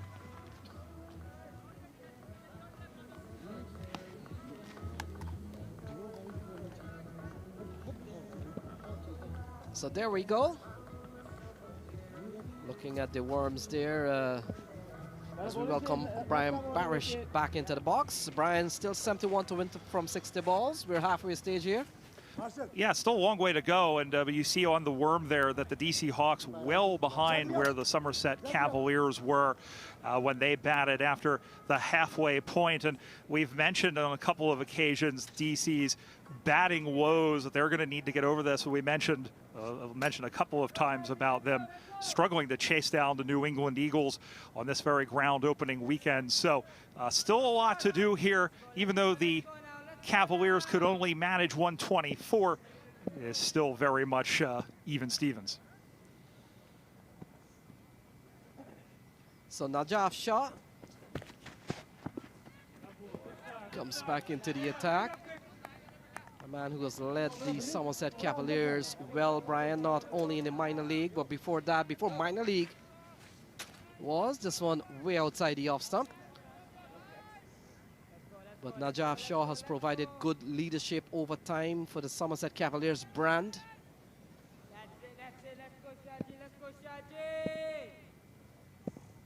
And it came as no surprise that when the Somerset Cavaliers got a team in the minor league, Najaf Shah was certainly called up to come and not only lead the side, but he's a quality fast bowler himself. That's it. Yeah, and it's good to have somebody who, one, is familiar with, I guess, the mission of this operation, as well as leadership on and off. And, you know, the season is only 8 weeks long plus the playoffs, but by the same token, you do have something that you want to build from season to season, and to have somebody like Nasaf Shah bring all of those different elements and dynamics to this competition is really imperative. And the fact is, Brian, he has had a solitary one international at the international level. Oh, Behera, that's a lovely shot into the offside. Look at that, and that has gone away for 4. So Ritwik Behera giving some bit of width, and that's 4 runs written all over it. Yeah, absolutely punished. You see that he tried to go for that 4th, 5th stump region, and just playing with the flight of the ball there. Absolutely well done by Behera to get the boundary. It's a lovely shot from Ritwik Behera. Very close to a Dafa shot of the day, shot of the match.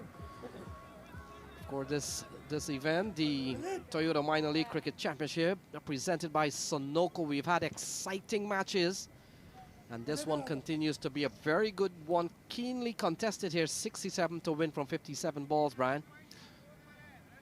Yeah, still a lot to play for, and DC is going to have to be aggressive, but at the same time, they don't want to throw away wickets. There's still plenty of time, and even though they're behind where the Cavaliers were at this point in their innings, there's still a lot of explosive in their arsenal.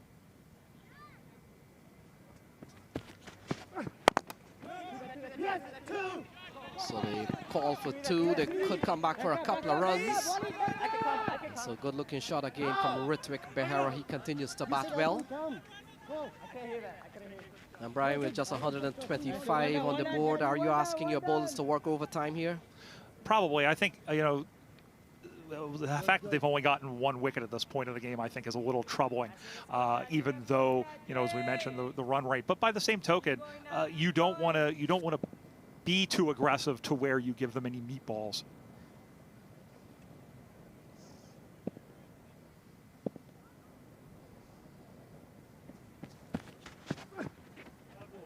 Oh, short ball from Najaf Shah.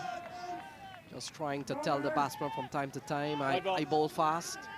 And I could use the conditions here. Take a look at this one, look.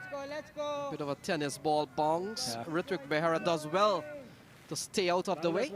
That's an artificial wicket bounce for sure. And it's interesting, and we hear also as we make our way around the ground here, there's a lot of fans here at Exton Park for this Philly Summer Cricket Festival that are relatively new, and just asking about some of the comparisons between this and a natural wicket. And I guess if you're relatively new, this is different than what would be, you know, as you can see, it's almost like an AstroTurf surface. Normally, especially in a lot of places around the world, the bigger venues, you see a bare ground or even just a little bit of grass on it, and that changes the dynamic of the bowling.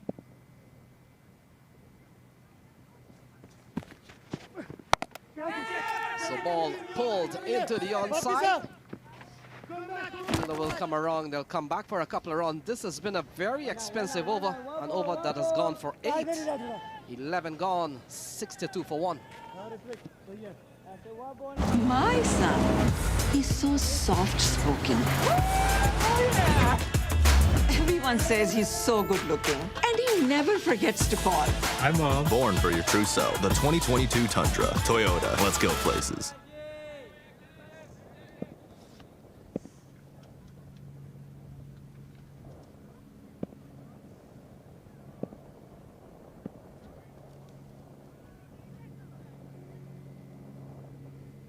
So we're back at Exton Park. 11 gone.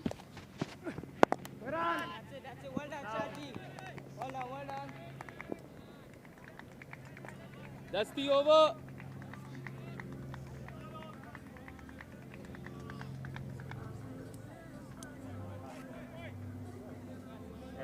One, two, three.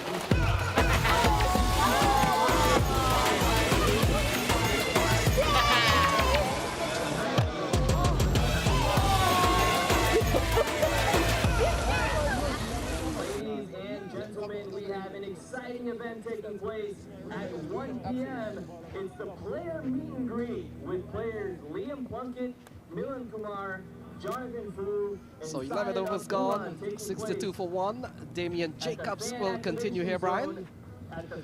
one of their better bowlers, Lenny, sorry about that. Yeah, one of their better bowlers, and they're going to want a couple of wickets out of him. And, you know, the bowling attack in this spell, this unbeaten spell, has really kept them in matches.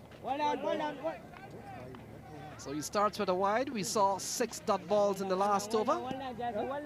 So that stretch of bowling dot ball comes to an end, interrupted by a wide.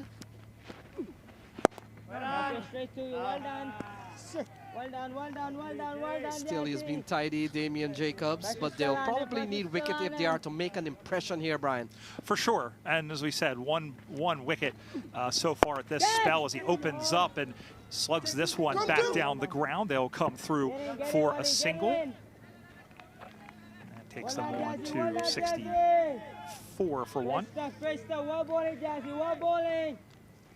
But they're being tidy, but by the same token, they need to accelerate at some point soon.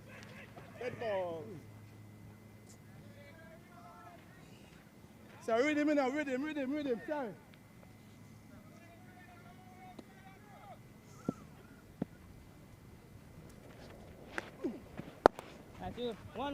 So Berra continues to bat well here. And the DC Hawks, Brian, we made mention they would have played the Somerset Cavaliers here on this ground last year. The result was quite a different one. 200 to 89 was the scoreline then. A lot more runs on that day than out of this wicket, and this has been, you know, it's been a very interesting pitch the way it's played. So Arsh Aurora, a partnership of 43, and a pair out in the middle. So that's very good so far for DC Hawks. So this one is struck and struck well. That's a good looking shot running up towards the mid-off area. Settle for a single. This is good batting here from the pair out in the middle, Brian. Yeah, it's very strong. And yeah, it's been very strong, and they've certainly needed that. Here that is again as they come straight back down the ground and the last ball upcoming. So that will complete over number 12, and after 12, it's 67 for 1.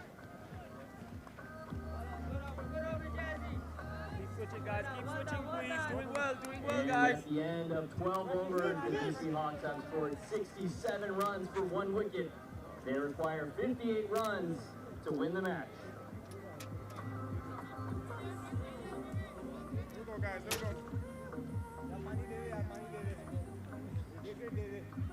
Yeah, beautiful strip to bat on. Good, sort of like good bunks for the batsman. A little bit of tennis ball bunks. These are popular strips that are in the Philadelphia area, Brian. Yep, and just to give you an idea as to different types of pitches, you see there the artificial pitch. You know, you talk about natural pitches. There's also something called a hybrid pitch, and that's an interesting term because only 5% of those so-called artificial pitches are artificial material. Essentially, if you're familiar almost with field turf, you see a lot of football gridiron grounds have that surface. It's almost like that is sort of threaded in with the natural grass. There's a lot of football stadiums that talk about the one here in Philadelphia where the Eagles play. Similar, it's mostly grass, but then you have that little bit of artificial, that plastic material, and that helps to lengthen the life of the pitch and keep it more durable. So it appears Walid Karamola comes back for his second bowling spell. 2 overs, no men, 1 for 16. And Brian, one of the beauty of this minor league setup is to see the batters and also the bowler getting a chance to play on different surfaces across the country. I know earlier on when Matt and Nikel was on comm that they spoke about the West Coast having so many turf pitches. Yeah. And that completely changes the dynamic. There's so many good bowlers out there that do so well and are constantly on top of it. And it'll be interesting to see when we get to the finals how those two styles clash.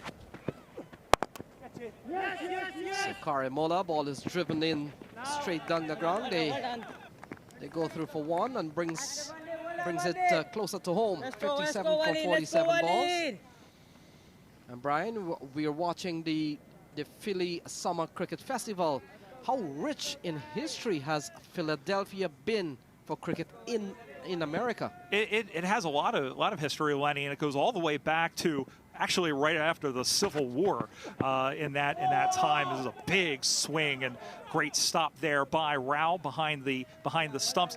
There was 4 big cricket clubs in the Philadelphia area. As we watch this one again, see a good length ball just a little bit early, and he came down the track with a big miss.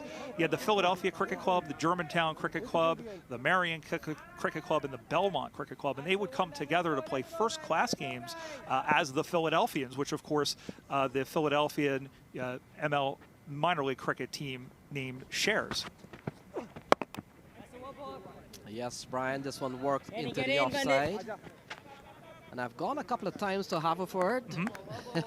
And not forgetting the international, Philadelphia International Cricket Festival. Yep.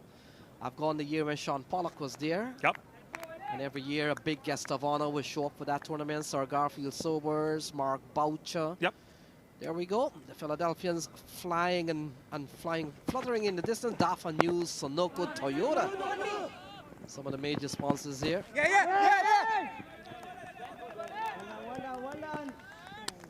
And it's amazing how, you know, we talk about that Philadelphians. When at their heyday, Lenny, they were amongst the best first-class teams anywhere in the world. Bart King, the name is a local Philadelphian, on a team that some of them were foreign-born, but he was widely regarded as one of the best bowlers anywhere in the world in the early parts of the modern game. So ball in the air. Fielder will come around, falls in no man's land, and look at that, goes away for 4. So 4 more runs off the bat of Ritwik Behera. He's playing a very good hand. He goes up to, what, 45? 74 for 1, Brian. Yeah, he does absolutely well to get to the end of this one. And so 74 for 1 on an absolutely beautiful day here in Exton, Pennsylvania. We mentioned this is the Philadelphia Summer Cricket Festival. There are 2 games today and, of course, 2 games tomorrow as well. And this absolutely pastoral ground. You know, we talk about Liam Plunkett from the Philadelphians. When he was here, he's mentioned it looked very English. So with that 4, the 50 partnership came up. Very good partnership between Arsh Aurora and Ritwik Behera. 13 overs gone, 75 for 1.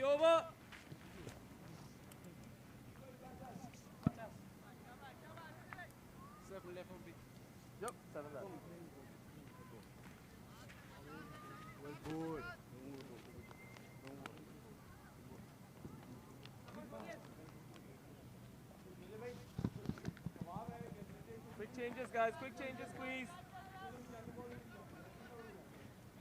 So big partnership, 52-run partnership. There we go. Ritwik Behera and, of course, Arsh Aurora. Ritwik Behera dominating that partnership with some 22 runs. Good batting. Yeah, and this is what they need, a complete comparison to, you know, this is at the point where we saw the Cavaliers really start, their innings start to fall apart. As they accelerated, you see all those wickets that were taken in the second half of this innings, and it'll be up to those 2 men out on the crease to, you know, right now they're doing okay. They're okay that they're a little bit behind the pace because they definitely have the ability to hit the ball long and to reel in that target. So 50 runs needed from 42 ball. Ball cut away into the offside. Wicket falls. And finally, Behera goes off the bowling of Damian Jacobs, 75 for 2. Yeah, and this one looks like he was going wider on this one, and he tried to go with the flight of the ball, just flashed at it, but you had a man there at short mid-on to take the catch. So Behera goes, caught, Stewart bowled Jacobs for 46. They are 75 for 2.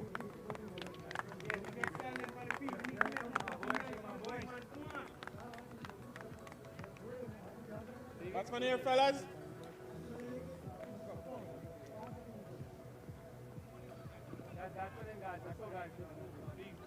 Let's go, Jazzy. Let's go, Jazzy.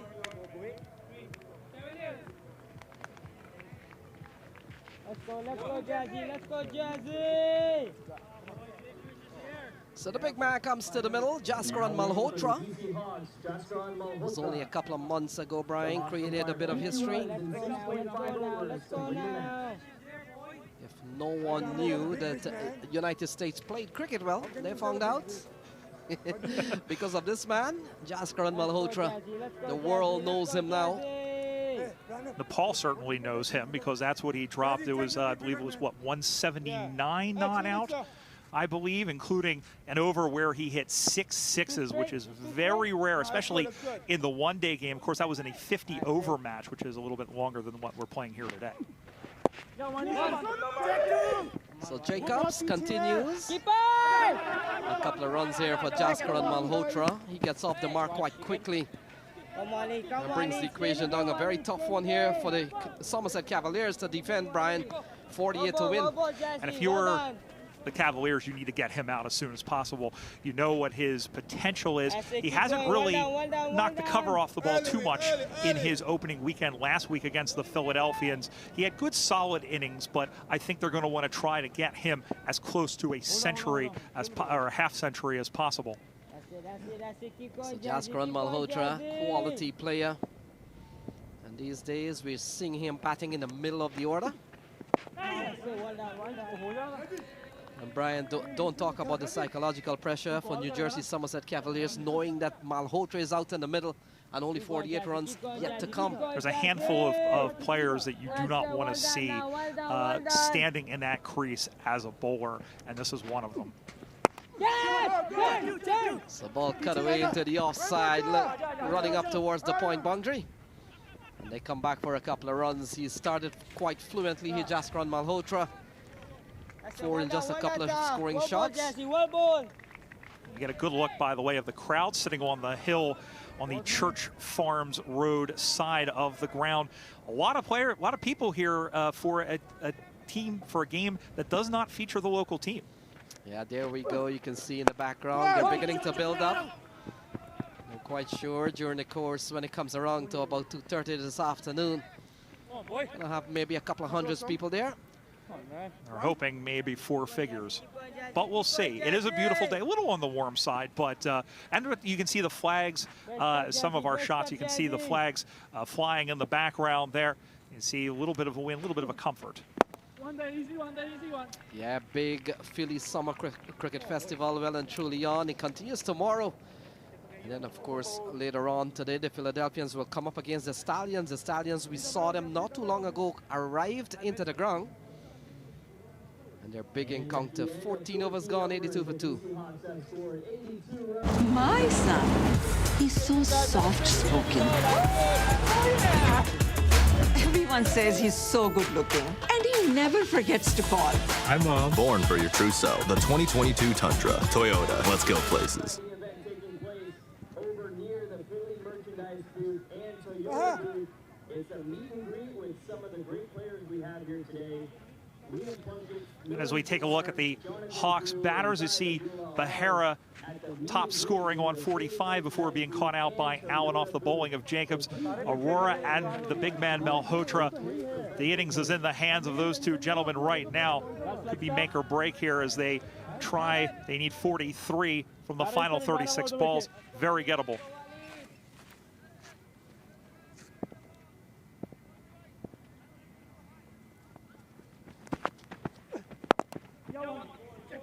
So ball worked into the offside.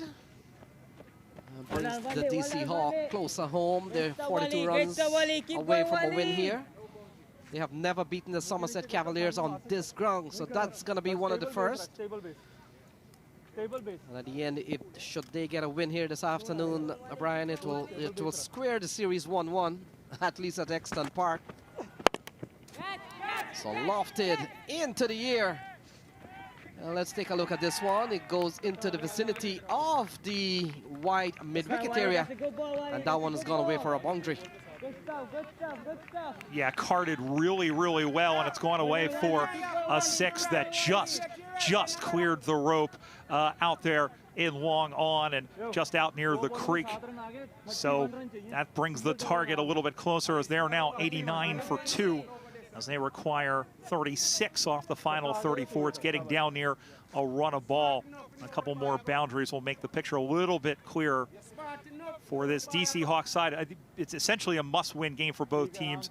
A little bit finer margins for the Cavaliers. Will have just 3 games left to play after this one. Yeah, a couple of good shots here from Arsh Aurora. We saw previous to this ball, one that went for 6. And he continues to bat well. He's played a very good hand. And he brings them very close to home. Yep. Yeah, and I've been very impressed with them. And we mentioned, you know, this batting performance has been a lot better than we've seen in recent weeks from them. And, you know, they're playing against a team that's come in hot, and they're sticking it right to them. So Arsh Aurora is coming back to Arsh Aurora, featured in a big partnership with Behera, 52-run partnership. And Brian, the DC Hawks have a busy weekend here. They come back tomorrow, of course. They have the New Jersey Stallions tomorrow, a team that you'll see in just a little bit against this Philadelphians, and that's going to be a tough ask for them as well. So slower ball guided into the offside.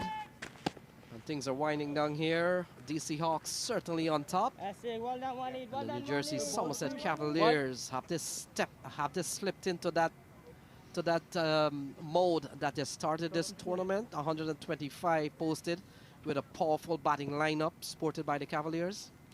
Yeah, and yep. So ball pulled away here from Jaskran Malhotra. And look at that, that has gone away for 4. So things are beginning to come to a close here, Brian. And that's a lovely swivel shot here from Jaskran Malhotra. Yeah, that is right. It was a full toss right in on his wheelhouse, and he blasted away for 4. Nikhil will be back to join you in the next over. It's 96 for 2.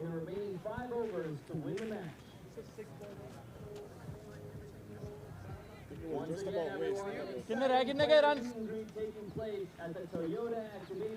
So guys, please make your way over to Toyota booth if you like to over कितने रह गए players we have here today. Over वही 36 ball ना 25 run है 5 over रह गए अभी 5 over है 5 ओवर 28 24 28 भाई 28 है. Well on their way, the DC Hawks, looking, of course, to pick up what would be their 4th win of this 2022 Toyota Minor League Cricket Championship. And whilst they're not out of the reckoning for a playoff spot, it's going to be a real tough task if they are to be in those final 2 teams come the end of 15 games. Currently sit in 6th position. You can see that red worm just seeming to go past the blue. In the air. Is this a chance? Damian Jacobs. Oh, it just goes past the man, and it will get into the boundary for 4. He's disgusted with that, Damian Jacobs. Thought the fielder should have done better. It's been an economical 3 overs from him, but the 100 comes up with that boundary as well. Yeah, and he's not. This was a pretty good ball, at least, to keep it. He had to reach out to get to this one, and you see here that he just probably should have gotten to that a little bit sooner. A little bit of a bobble. We've seen that over the course of this season. We saw this in some of the games in Morrisville against the Philadelphians. So that's what's led to the super over, which of course eventually they lost. All of a sudden, the momentum has shifted with the Hawks. Always going to help when you have wickets in hand, especially with a powerful player like Jaskran Malhotra, who's just come to the crease. 18 runs being scored from the last 7 deliveries for the DC Hawks. Now just 25 runs away. Expect them less than a run of ball needed, 25 from 29. And it's been helped because of a pretty comfortable opening partnership before Neil Narvaeka was dismissed, but then Rebel Bahira and Arsh Aurora was able to put on 52, and that sort of steadied the ship, even though it was slow going. And enabled them to get to this 100 mark, but they have to finish the job off. 2 is the call. Aurora wants to. He's run well between the wickets, and they do get. So one thing I observed, Brian, was that the boundary count, just 5 4s and 8 6s, actually more 6s than 4s being hit in the first innings, and that's probably because of the nature of this outfield. A very thick, slow outfield, especially close to the boundary edges. Yeah, it's almost like a bowl in a sense, because the outer parts near the boundaries is longer, and that's how it always has been played here during the course of the season. Two again is the call, and the Cavaliers will be disappointed. Of course, this is a game set up by Pranto Ahmed and Lara, 7 wickets between them, so it helped them restrict the Hawks to the Cavaliers to just 124. Yeah, big, especially when you're able to claim the tail so quickly, and it slow, like Eddie Izzard said, slowly collapsed like a flan in a cupboard there towards the end. So, but that's what's really set them up for this victory, this chance at a victory. And regardless of the result, I think I'm very happy with what I'm seeing from Damian Jacobs, because last season he picked up 32 wickets, was the leading wicket taker in the minor league. This season, just 7 in the 7 matches. This is why he's been acquired by the Cavaliers, to pick up wickets, and they need some more production from him going forward, whether they win or lose this game. So I think a step in the right direction. Yes, he's only got 1 today, but clearly bowled with a lot more control and has asked the right questions. Yeah, especially when it's very difficult to do on this artificial turf. Or sorry, on this artificial surface. Turf means something different in this world, in certain places, but no, it definitely is a lot different. Down the leg side, just fearing in terms of the line. Another 2 runs for the DC Hawks. This is good running, good cricket overall in the last couple of overs, helping them inch closer to that 125. Partnership has already gone to 30 between these two. You know, he said at the end of Lenny's spell that this is basically it. Like, these are the 2 men that you want the hands of the game to be in at this point, and they look right now, even if they lose a wicket here, it looks like they've put themselves in a very, very good position. Yeah, keeping the strike rotated, Jaskran Malhotra and the Hawks. End of the 16th over, 108 for 2. And a single to end the over puts the DC Hawks at 108 runs for 2 wickets. They require 17 runs in 4 overs to win the match.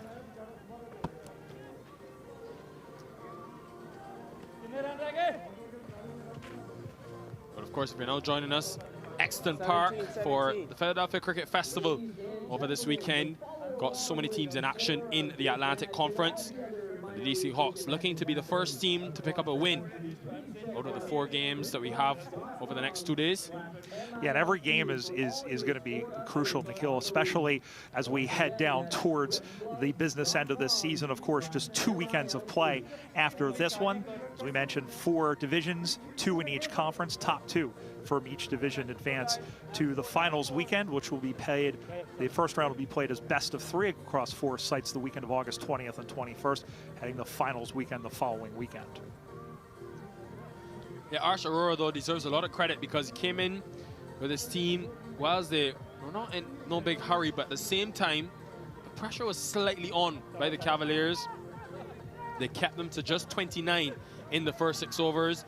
When in that 6th over, Aurora came, but he's brought real good intensity with his running between the wickets. And he's been a real treat to watch for the DC Hawks. Only struck the 2 boundaries, so it tells you how well he's run and how aggressive he's been, looking to find those gaps and manipulate the field. Not short will come back into the attack. And you think need a miracle from here if they're to defend the remaining 17 runs.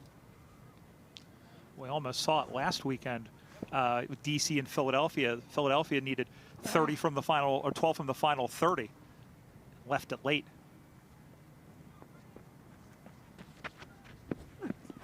Pace off, hooked into the onside, but luckily for the Cavaliers, they do have that field alone on the boundary, sort of in that corner to mid-wicket region. It's been an interesting season for the Cavaliers. You mentioned the fact that they started very slowly at 0-6, then have now won their last 4 games.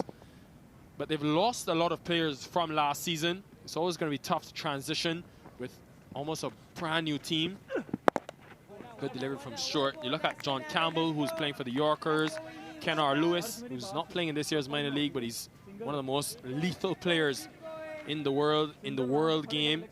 Karima Gore, the all-rounder who's moved to the Philadelphians. Yasser Mohammed, the leg spinner for the Yorkers. So a lot of important pieces they've had to replace. Sherfin Rutherford would have suited up for this team as well. He's playing for the Americans this season. So always a different challenge, Brian, when you have a brand new composition. Another cutter, Nevin Short. So effective with those changes of pace.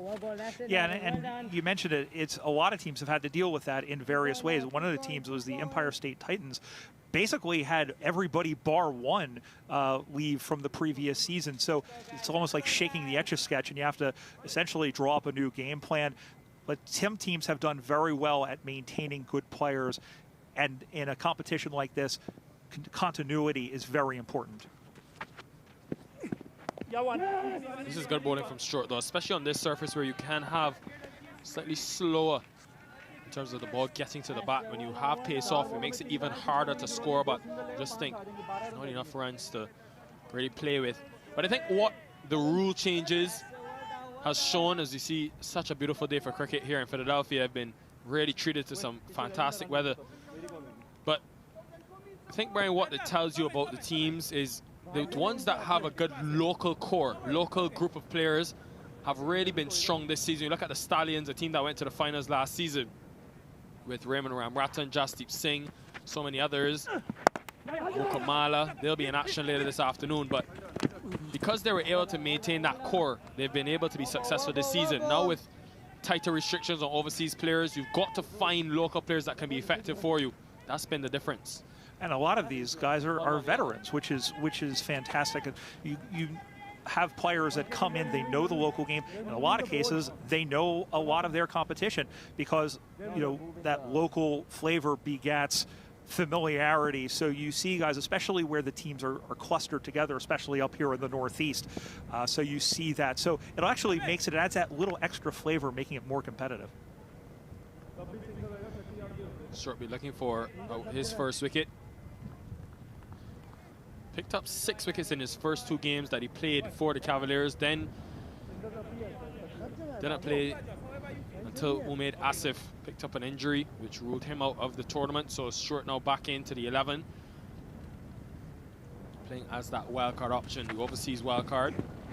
Another full delivery, and this time much full, looking for the Yorker, but a pace off 6 deliveries, which all were changes of pace. Good bowling from Short, but they only need 12 runs for victory, the DC Hawks. 113 for 2.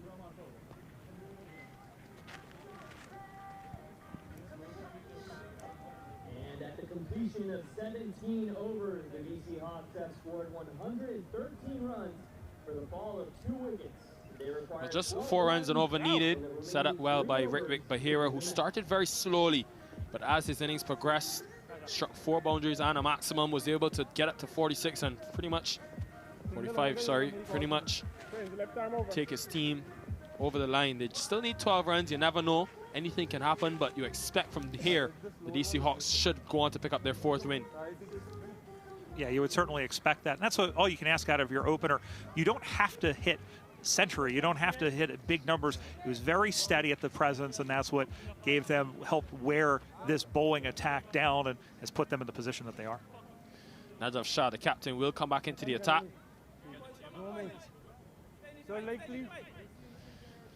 And it will probably be in the best interest for the DC Hawks that they finish this off quickly. Malhotra has been in good form, 28 not out from 23 deliveries in the last game.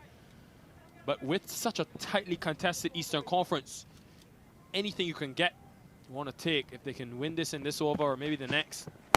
Malhotra goes in the onside. He struck that really powerfully. Authoritative stroke from the international player. Doing what he does best for this DC Hawks team. Finishing off games and steering his team to a victory.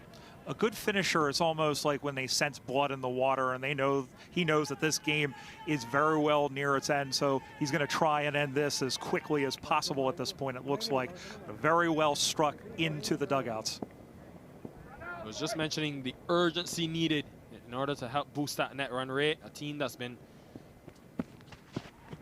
under some severe pressure if they want to make that playoffs, especially coming off of their performances last season where they finished 5th. They would have looked to build on that. Won 8, lost 8 games out of the 16, but this season with one less, 15 games now. You think 3 and 5. Well, you probably want to improve on that. They do have some time remaining with the remaining 7 matches, but they've got to win out, basically. They win out from here, they get to 20 points. I have to wonder, would that be enough with the Stallions and the Yorkers already on 12? Yeah, they're going to need some help. They're going to need some help from obviously, especially when they play. Of course, the DC Hawks have the Stallions tomorrow, and you know, Philadelphians will play the Stallions. They'll play the Yorkers as well. So see how everything sort of equilibrates as we get down towards this. But it's been very competitive, and it's been one of the 4 divisions. This has been the one that's been the most competitive. Good length from Shah. Very tough to score from. But you think all that's required at this stage. Just singles needed. 6 runs now for victory. 1 hit away. The DC Hawks, and it's really been a performance set up by their bowlers. You look at sort of in that first innings, they just kept coming back into the game so well. Conceded 16 runs in the very first over. Did so well to pull things back against a Cavaliers team that's so powerful in the top order, especially with Hemraj, Xavier Marshall, Prajapati, who's been in good nick. But they restricted them to 37 for 2 after the first 6, and even they lost their way in the 10th over. They only conceded 60 runs from the last 10 overs, and also picked up 8 wickets, of course, to dismiss the Cavaliers. Down the track again. That is gorgeous from Malhotra. And he finishes it off in style. It will be a win. The first of this Philadelphia Cricket Festival. Jaskaran Malhotra, you bring your international players in. He does exactly what his team needs and exactly what we expected of him. Winning in style, a big win for the DC Hawks as they now pick up their 4th of this 2022 Toyota Minor League Cricket Championship. And that snaps the Cavaliers' 4-game winning streak, and you would think, Nikhil, it probably puts their playoff hopes in deep doubt with 3 games left to play. But give it up for this Hawks team that, as we said, set up by the bowlers, set up by Pranto Ahmed, set up by Lada, and it put them in position. And Malhotra does what we expect Malhotra to do, and that is finish games off, and he does that there.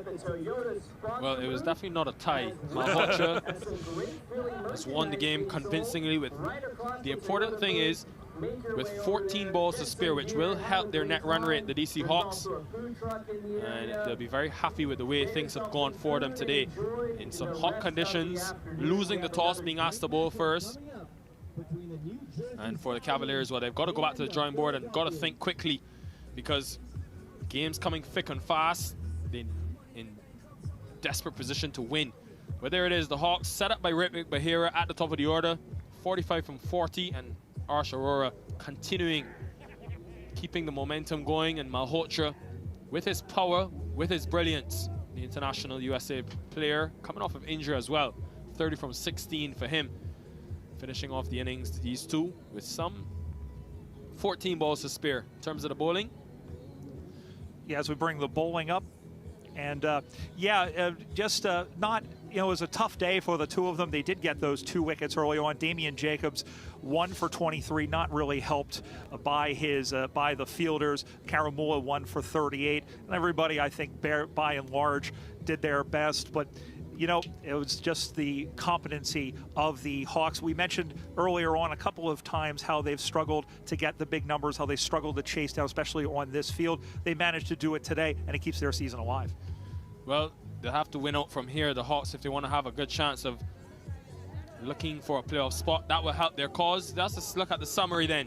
The Hawks, in the end, coasting to victory by some 8 wickets with 14 deliveries remaining, set up well by their batters, but it was all about Pranto Ahmed and Lada, who picked up 7 wickets between them and ensured that they pick up now their 4th victory of this 2022 Minor League Cricket Championship. Well, a look at how things have unfolded for the DC Hawks with the bat in hand.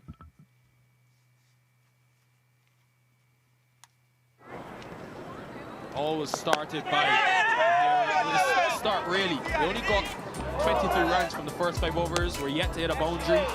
Once Bahira was there for time, acclimatized to conditions, he was then able to really take the game on.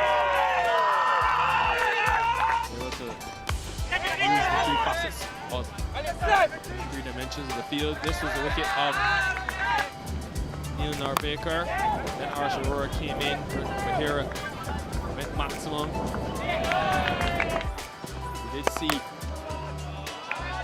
his 3 maximums being hit in the innings, but it was controlled aggression from the DC Hawks. Knew exactly what they had to do, just needed to go up just above 6 runs and over.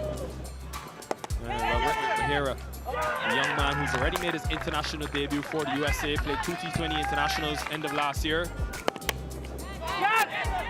That was the wicket. Then Arsh Aurora, who has been in the runs for the DC Hawks, played extremely well given the situation.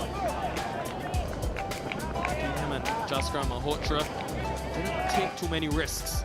Just struck out above 100. Arsh Aurora, exactly what was needed in his 39 not out. Malhotra came to the crease and did what he does so well.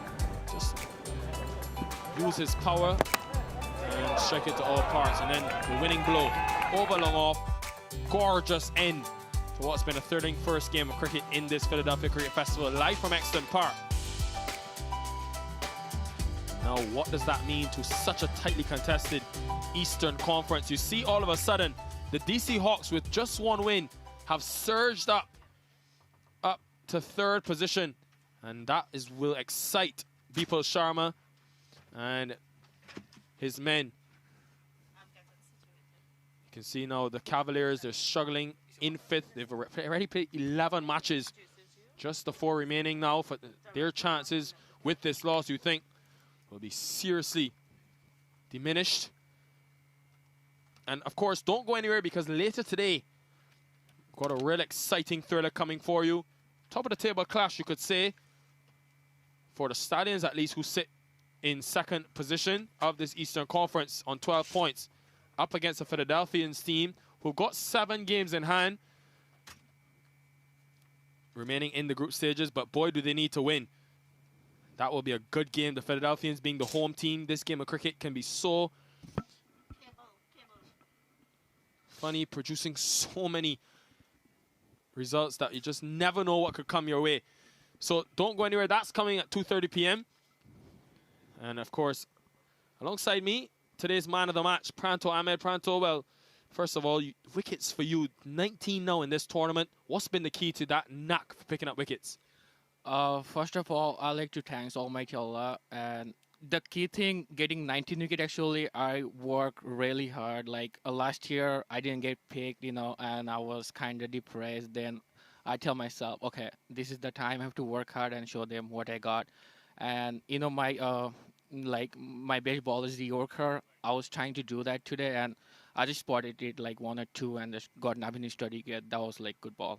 Tell me about the challenges of bowling on these synthetic surfaces. You guys play a lot of cricket in the Atlantic Conference, which are with a lot of synthetic surfaces, which are tough for bowlers. So how has the challenge been bowling on that type of pitch? Honestly, I didn't think that like challenge or anything. I just go and be myself. That's what everyone, like, you know, there is my coach, everyone says, just don't think anything else. You're the best, just go do yourself. That's what I've been doing it. Well, there you have it. Pranto Ahmed today, 4 for 24. Big part of why his team has surged up to 3rd position. And of course, now looking in good reckoning for that playoff spot. Well, there it is. The next game, the Philadelphians up against the Stallions. That is a game you don't want to miss in this 2022 Toyota Minor League Cricket Championship, live from Exton Park, Pennsylvania. We hope to see you very soon. Don't go too far, because more action to follow over the next 2 days. You're watching the Toyota Minor League Cricket Championship, presented by Sunoco.